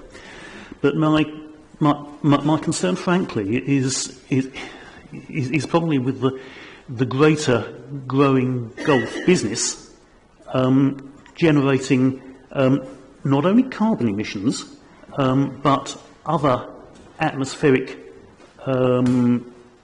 effects of aviation, of which I do have some years ago some very minor professional experience. And I'd be interested to know whether anybody in the room can comment on the extent to which this proposed development might actually add to such greenhouse gas effects and others of international aviation. I mean, obviously there's a limited amount to which we can take that into account in our assessment. However, what I would probably suggest, rather than bringing that to the table just now, where it's not, as I understand it, within any of the statements relevant to this session or the evidence that was relevant to this particular session, it could be something that, from hearing the evidence, that you might want to put into your closing submissions to allow people to respond to, rather than put people on the spot at this point and try to maybe have a debate or a discussion on things that we can't particularly or necessarily take into account as not being 100% material. Does that sound like it's a reasonable way forward? I'd agree that it is something to put in closing submissions. I mean, it's in my evidence under a different topic. It's been raised by Mr. McAllister, who's coming this evening. I was merely wondering whether anybody else in the room could add anything to my knowledge of the subject, which would allow me to make a more informed closing submission. The purpose of this hearing is not to add to Mr. Batten's knowledge of the subject with respect. The proposal to deal with it in closing submissions is entirely acceptable to the applicant, and we can respond appropriately. Yeah, I think it could have made its way, potentially, if we'd have known the full extent of it in your statement for this session. It could have maybe made its way to the agenda. But I do accept you've heard things today. It's in other evidence that's been submitted. I think we'll draw a line, and people will expect in your closing submissions that there'll be mention of this, and they can prepare their responses accordingly. Very good, but it is actually in my evidence, in my statement for this. It's in my. Let's get this right. It's in my rebuttal statement. It is actually in the annex of my rebuttal statement, powers A3 to A5. Well, there's a lot of things in the evidence and the rebuttal statements that didn't make its way to the agenda. As I said earlier, we felt at that point that we had enough information before us. But as I say, I think the most effective way to get a response to what your questions are going to be will be through that process. Thank you. I notice a couple of hands are going up at the moment. So what we'll potentially do then is respond to those. I noticed that Mr. Campbell was first, so we'll go there first, and then we'll come back to yourself. Thank you. I just wanted to appreciate the chance just to pick up. I think that link between the travel and the clustering effect is something that I had acknowledged in my statement in terms of the viability of the routes, you know, not just the Amsterdam international link, but the routes directly to North America. I think with, again, that clustering approach and the desire for an increased market to come to the region, it really does start to open that up with the viability. It'd be remiss of me not to look at the clustering effect as well for some of our members on the committee who are, you know, whisky. Again, it's this idea that there's going to be dwell time, but particularly on the transport, it's the routes in and out where you might be looking to our food and drink exports. It's that idea that you're aggregating up lots of different economic opportunities, which is the tipping point when you aggregate them up in terms of being able to increase those routes. So just wanted to reflect on those as well in terms of Mr Pook's ability to bring his travellers in directly where, you know, high spending, discerning golf travellers want to move around and get the most time on course rather than simply travelling. So I appreciate the challenges around about that, and improved air links in and out of the Highlands is going to be part of that cluster. Thank you. Yeah, I'm lucky enough to spend some of my working time working in elite sport, and I don't have a view on golf design, as you'll be pleased to know, or whether or not they are the absolute pinnacle, but I do have a view that if you can manage to create a club or a player or a head coach or similar that is deemed to be the best in the world, then you absolutely do create a focal point for consumers, for fans, and for money to flow to that. What we are seeing in elite sport in the UK is what happens is that everything else around it declines.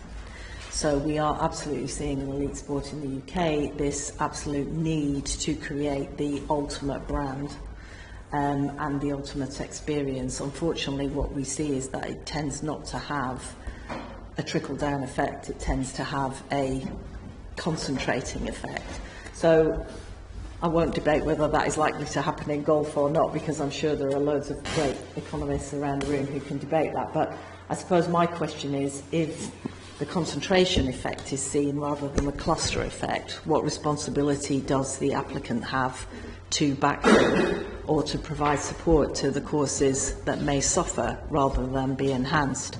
And I think that's back to the point that there may be great optimism, but is there also caution, and is there a plan that the applicant has to provide support to those courses if the growth is not materialised? I'll go to Mr Stewart, who's obviously involved with another local course.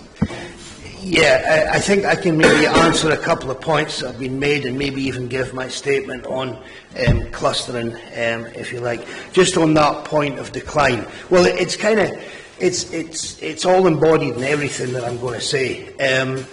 It relates to clustering. It relates a little bit to the marketing point that Mr Lennon made earlier on about the difficulty and the challenge.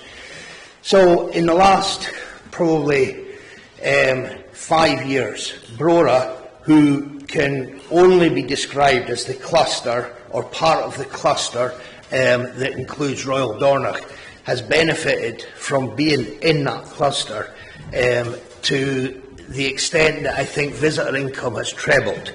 So to the point there about declining neighbours, if you like, has very much not been the case in Brora. The visitor income's trebled. Brora Golf Club has now grown to a business. It turns over 1.8 million, which is a significant amount of money, and it does so largely. I would say I think Brora is starting to exist in of its own right, but it has definitely benefited from being in close proximity to Dornoch, and people who come and play Royal Dornoch include a trip to Brora in there. The other thing that I would say about the clustering, in the area of clustering, is that when we heard earlier about the unintended consequences, it was a very Dornoch-centric observation, and I understand why it was a Dornoch-centric observation, but a lot of the points that were made were not necessarily true of Brora and Golspie and Tain. And I think these villages definitely have much more to benefit, perhaps, than Dornoch do. And the model, or the intended model, or the intended hope, is that people come to East Sutherland to stay. They don't just come to Dornoch. There's mentions in the plans about how the people will be moved about with electric buses. So the intention very much is that people come to East Sutherland, they stay in East Sutherland, and East Sutherland benefits. Brora, on the back of the increase in business, Brora has trebled. It's doubled the number of employees it takes. It employs, and I know that number is 25, which is not huge in terms of some of the other numbers, but it is huge in the terms in the context of Brora. And if Galsby were to benefit and Tain were to benefit to the same extent that Brora has benefited, I think there's great opportunities in these areas. So I understand why there's a lot of concentration and discussion about Dornoch, but please remember it's more than just Dornoch, it's the wider cluster. Thank you. Mr. Whiteford, I believe you're waiting to speak.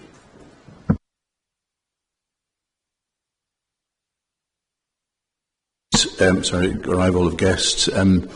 I was involved with others to try and stimulate the idea, the concept of direct flights to Inverness, of course, with a shorter Great Circle route across the Atlantic, and therefore aiding the efficiency. And of course, a lot of golfers, unfortunately, routing through Heathrow, lose their golf clubs en route, and that's a huge frustration if they've only got a few days. But the real value add as a farmer producer and representing others would be that, and consolidators such as Kuhn and Nagel would say that the use of the hold for 20 tonnes of seafood would mean arriving on the north coast of America with 1 day extra shelf life, which makes a huge difference to the produce and its shelf life and its value. And just while I'm on, that discerning consumer piece and the fact that we have some great natural produce here in the Highlands is not lost on our American and other discerning clients from around the world. So once they've played the round of golf, that great experience of having hormone-free beef in the evening, of having great local produce, venison shot off the hill, it really does add value, and we get that in our guest reviews, and they show that. So it's the whole experience, and that.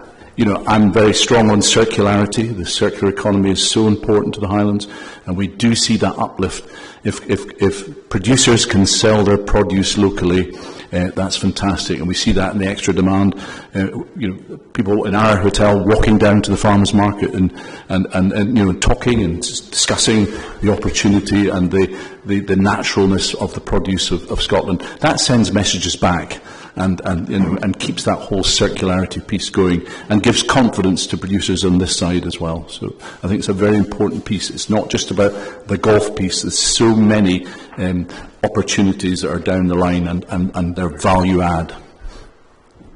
Can I just go back just slightly there? You were talking about the direct flights. Is that direct flights that have been established or that are predicted if the regional... Yep.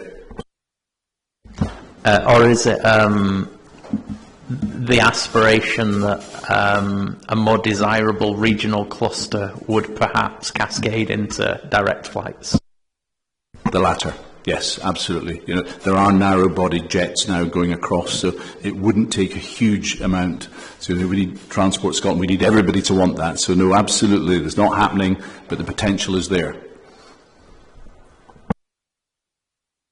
Okay, thank you very much. Just very briefly, Professor Bell.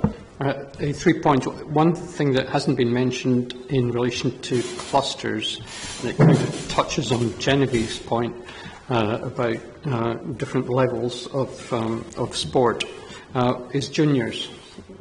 Dornoch has quite a large junior section, over 100, and other courses have too. The Dornoch juniors are not the best in the Highlands. They're not the best in Scotland.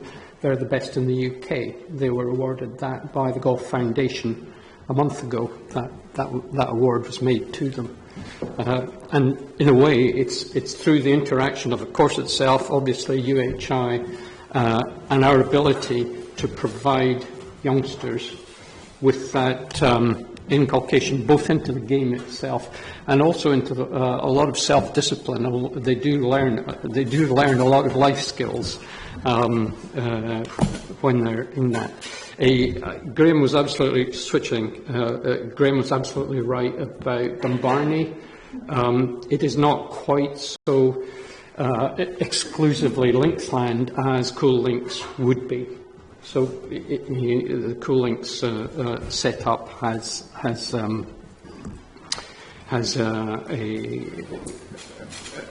got that advantage over it. So yeah, I'd just like to add those 2 points. So I know that Mr. Haspel can tell you a bit more about Dumbarnie, if that would be interesting in the comparison between the two. Hi, Dumbarnie was constructed a couple of years ago, as we all know. There's obviously a lot of earth movement at Dumbarnie. It does actually reach the seashore, gets about 12 metres away. I think we all know that. We don't know where it's rated yet in obviously the top 100 list, but it's obviously a very, very good golf course at the edge of a very, very good golf cluster. Now, the contra to that is, if people are staying there, they're not coming up here. So, one of the analogies that Mark Parsons used to use was, who used to be the owner of Castle Stewart, Universal Studios built next door to Disney for a reason. So, and to go back to Mr. Stewart and all of the other golf courses, all boats floating a rising tide. Okay, I realise that there's probably everybody there on the back row there has got an interest or an involvement with, an interaction with what a cluster could do. So from the bid all the way through to wider regional industry. Would anybody else like to add something at this point? Mr. Allen. Thank you. Two quick points. I hope to be quick. First of all, one thing that I don't think has been mentioned is that if you can establish a strong cluster, it actually takes pressure off of the dominant course within the cluster. So if you take St. Andrews, for example, the most prominent golf tourism market in the world, we own the Rusacks Hotel, which is on the 18th, looks over the 18th hole of the old course in St. Andrews. And in the middle of summer, when probably 75 to 80% of our guests are playing golf, we suspect no more than 20 or 25% of those are playing the old course, the course right outside our back door, because it is extremely difficult to get on. I'm sure Graham has horror stories about trying to get his clients on. They play 50,000 rounds a year at the old. The demand is, morning to night, every single day, basically, that they're open. Of course, they're not open on Sundays. So 6 7ths of the year, they're playing just insatiable demand there. And so we have lots of guests who are coming for golf trips, who are staying literally on top of the old course and are not playing the old course. And maybe their first trip to Scotland, if they're American, they may insist. They may call Graham and say, I've got to play the old. But if they come back, if they scratch that itch, then they still might come back to the same cluster, but they will play the Jubilee, and they'll play the Castle course, and they'll play King's Barnes, and they'll play Dumbarnie, and they'll play all these other places. The same thing could potentially happen here. If you have a strong cluster, then probably everybody who comes the first time is going to say, I've got to play Royal Dornoch.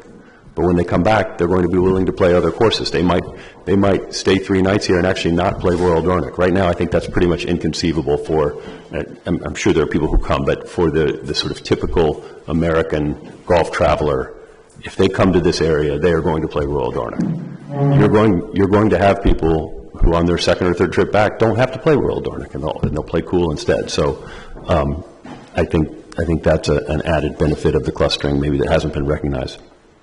And then the only other thing I will say, I'm going to make a statement that may shock some people, but many Americans are not terribly sophisticated about the geography of the world outside their own borders.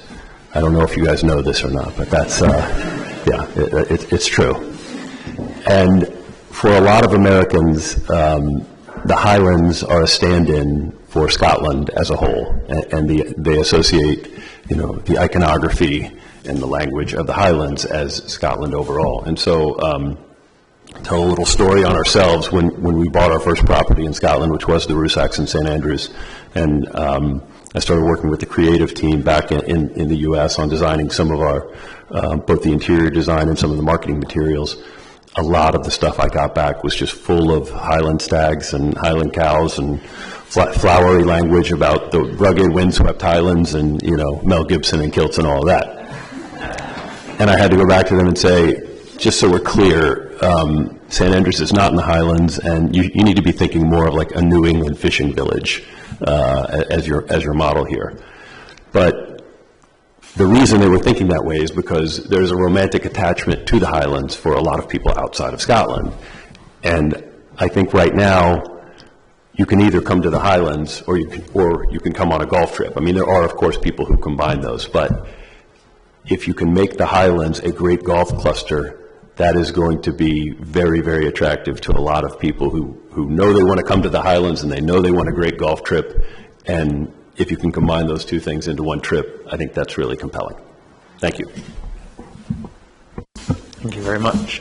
Is there anybody else that would like to raise anything before I go back to Not Cool? No? Okay. Mr. Campbell?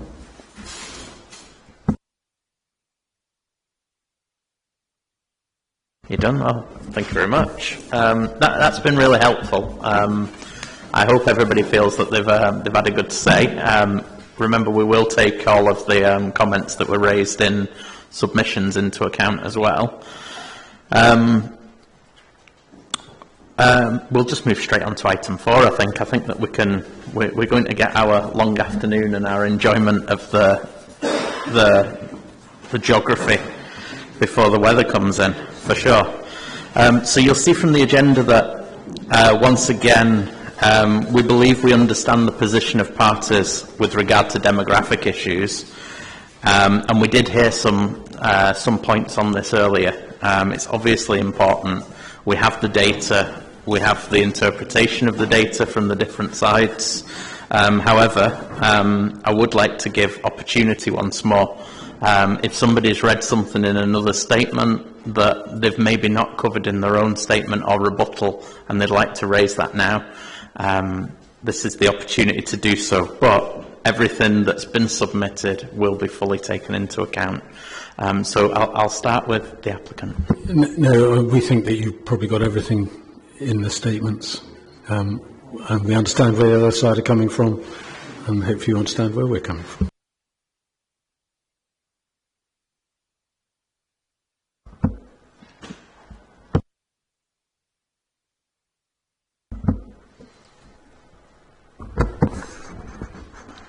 No, I think not, on reflection. I think it's all on paper.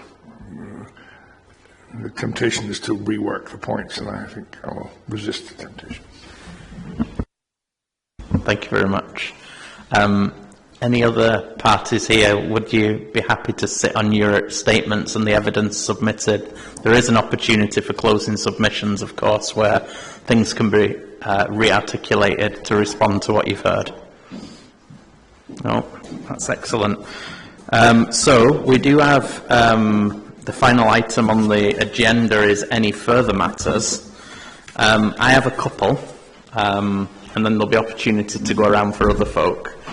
I suppose the first one, before I ask other parties, is you'll see from the agenda, I have actually got a note there to ask the applicant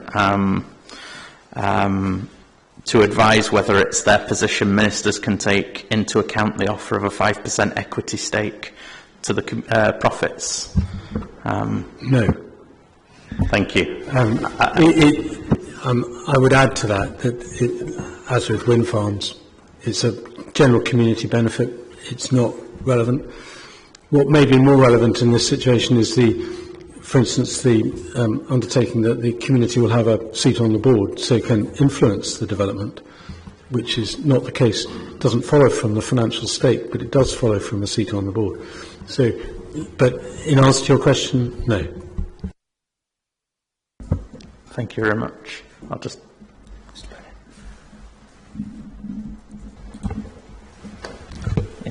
Sorry, can I just clarify on behalf of the council that that wasn't taken into account in the councillors' decision when they made it? Perfect. Thank you very much. I do have another point. It was mentioned earlier in this afternoon's session that the cluster is a Scottish level, and there's obviously an internationally competitive market. I just want to get views on participants on what level of economic impact do you perceive this development to have? Do you see this as being local, regional, or even national? So that's in terms of the overall impact? Socio-economic impacts. I'll ask Professor Bell to do that. So, I mean, in terms of the overall thinking about Scotland as a whole, which I have done for much of my career, this will have an important impact.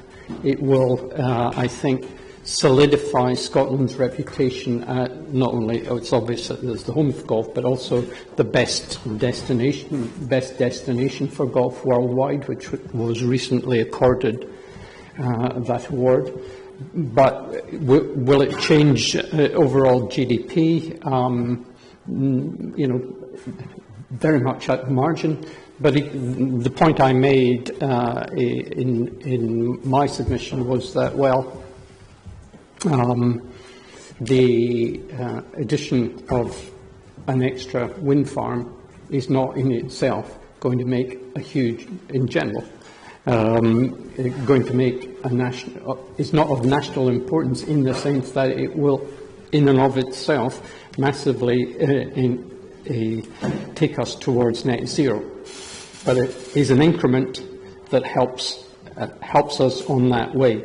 Similarly, this is an increment that helps us on the way to higher levels of economic growth, which I think all of the political, well, most of the political parties view as being essential at the moment, given that living standards have stagnated for the last 15 years, and we have very, very high levels of child poverty, for example.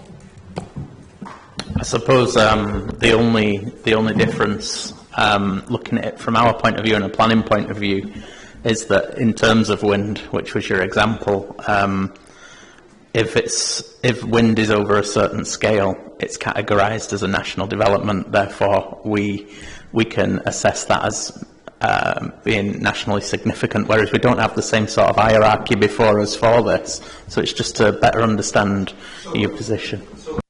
If you're thinking about the upper tail of the distribution in terms of the number of megawatts or gigawatts that are being produced, you're focusing on the top of that tail and saying those ones are, those kinds of developments are at the top of the tail and therefore should be accorded national importance. I guess what we've been saying so far is that this new course is at the top of the distribution of golf courses that Scotland will be able to offer to the world over going forward. So in that sense, if you're ever going to accord any development in the general industry or in golf in particular, and something is outstanding, you can say, well, that's going to raise the bar for the country as a whole, and it will make Scotland as a whole a more attractive destination.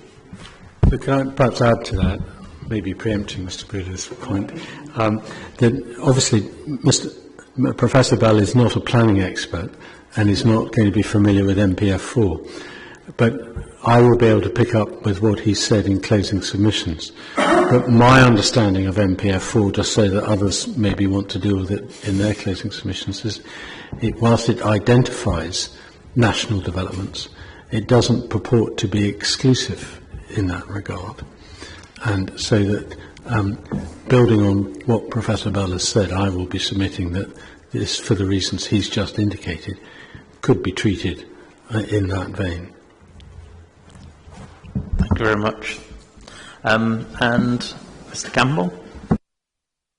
Yes, is Professor Bell really saying that because of the projected excellence of what is before us, that will contribute to the lustre of Scottish golf worldwide?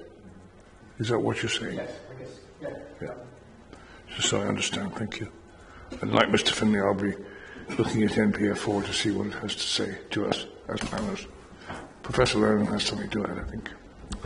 Yes, so to just counter something of a misrepresentation in my appreciation of Scottish golf and Scottish golf courses, I realise we do have 576 plus, the largest per capita on the planet in the amount of courses in Scotland.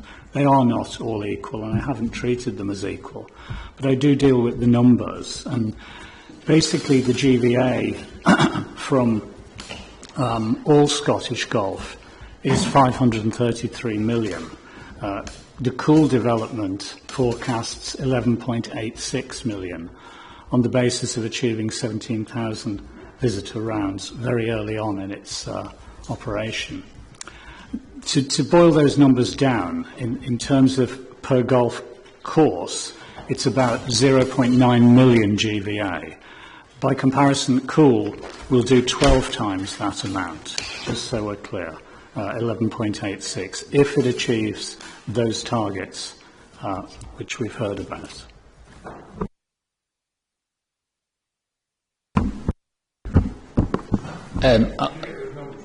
Yes. Yeah. Thank you. You're also not a planning witness, but I'll ask you a question anyway. Is your analysis of the importance of this proposed development confined to, and it's not a criticism, it is confined to an economic analysis only, and doesn't include the intangible benefits to Scotland, which we've talked about and which the applicant would also seek to rely on, I think? No, I think in my disciplinary area we have to consider quantitative and qualitative elements, and the social cultural elements as well as the marketing benefits to Scotland have been considered. You have to look at it in those balanced ways. Tourism is composed of both quantitative and qualitative indicators. I think what worries me with this is we already are well supplied. It's already part of our marketing, yet it's a relatively low part of the reason why visitors choose Scotland. It's in single figures. By comparison, the importance of nature, of that sustainable environment which we hold so precious and unique at local and national level, that's the big one. That's the big pull at 70%. So that's a very, how shall I say, less than tangible response for you. Thank you. That's very helpful.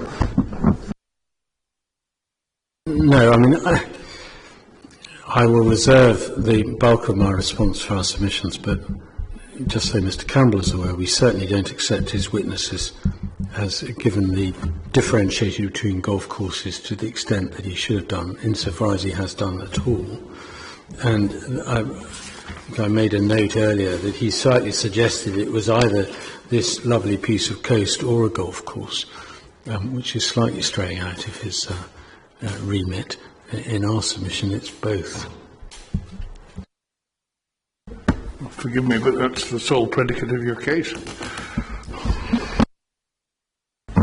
Okay, so before we look to draw matters to a close, I would just like to invite everybody here. We've finished the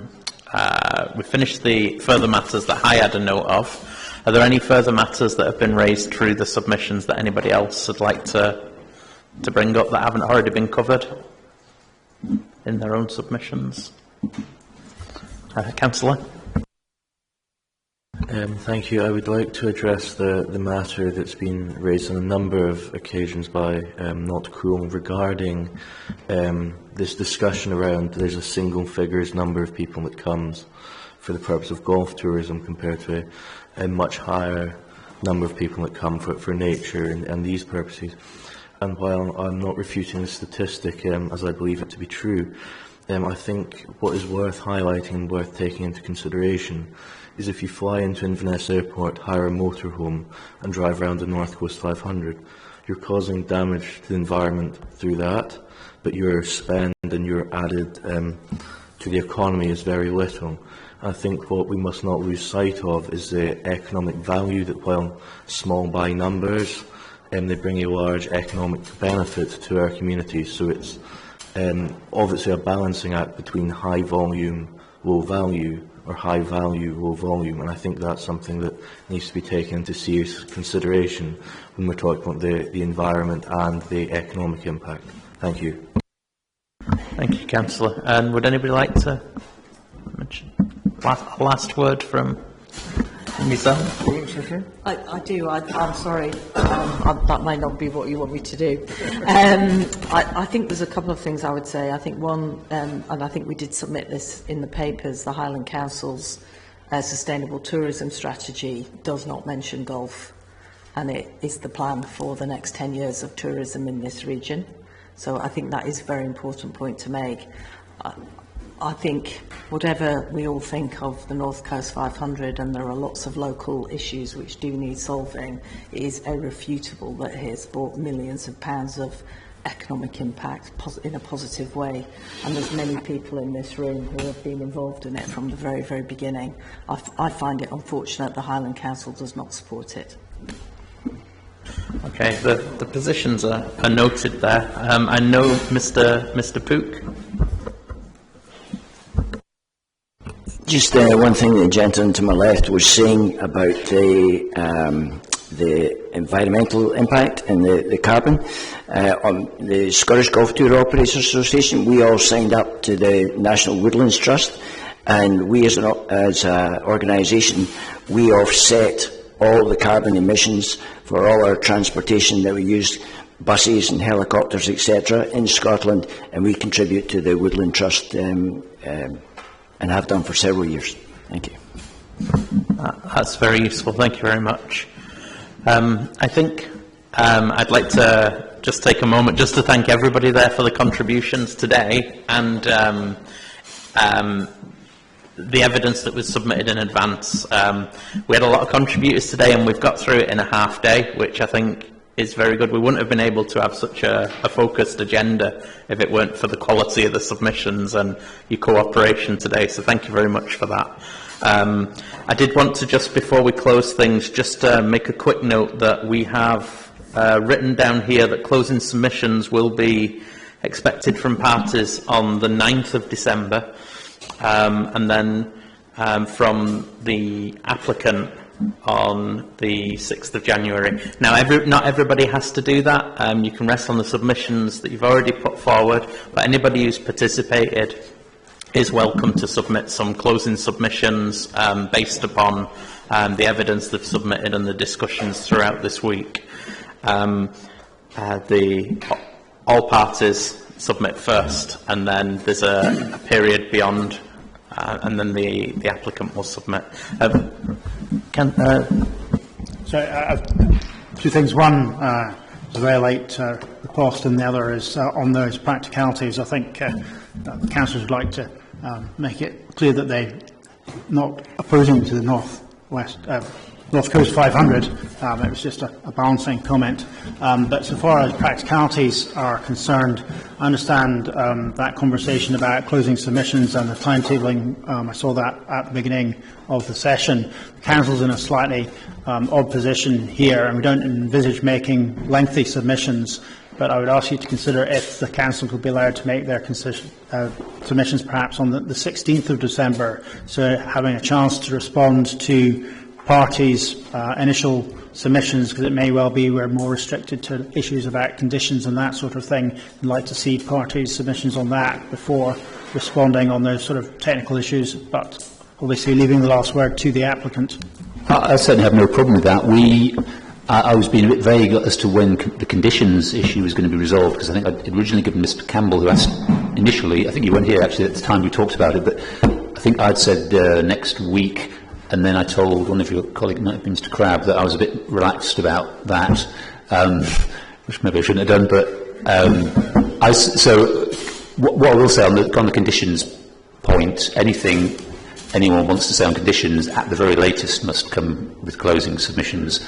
But I certainly have no problem with the council. I appreciate you're in an unusual position with you having that extra week, and that still leaves Mr.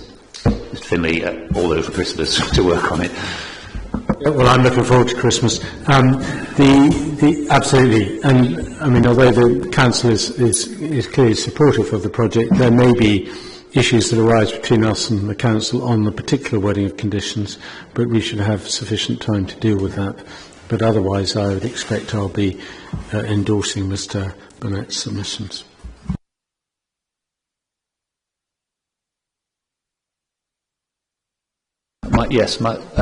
I also want to thank you all for today and for the rest of the week. It's been very, very helpful, very good atmosphere as well. We're not done, obviously. We have the evening session tonight, but I appreciate not all of you may be here for that. Site visit tomorrow, 9 o'clock, meet here. We're going to Skibo, we're going to Roldorna, then we're coming back, and then 11 o'clock we're departing for the site itself. I think that was all I had, really. There's nothing else. Mr. Campbell, your hand is wavering. You've been very generous in your thanks to everyone. And as the oldest person here, I think I should be allowed the right of reply. In this type of case, when people's feelings are elevated, temperature can be raised, bad behaviour can result. But this has been in my judgment, a very successful set of hearings, largely without any rancour. And it's a credit to the applicants and all of their team, as well as those with me, that has been the case. But mainly to you, because you've structured the matter so carefully. And that has meant, I'm sure, a lot of hard work before we came here. So, without wishing to overdo it, and lamenting, of course, the lack of cross-examination, can I say thank you on behalf of myself and all my professional colleagues. Can I endorse that? Thank you. We'll bring this session to a close. Thank you.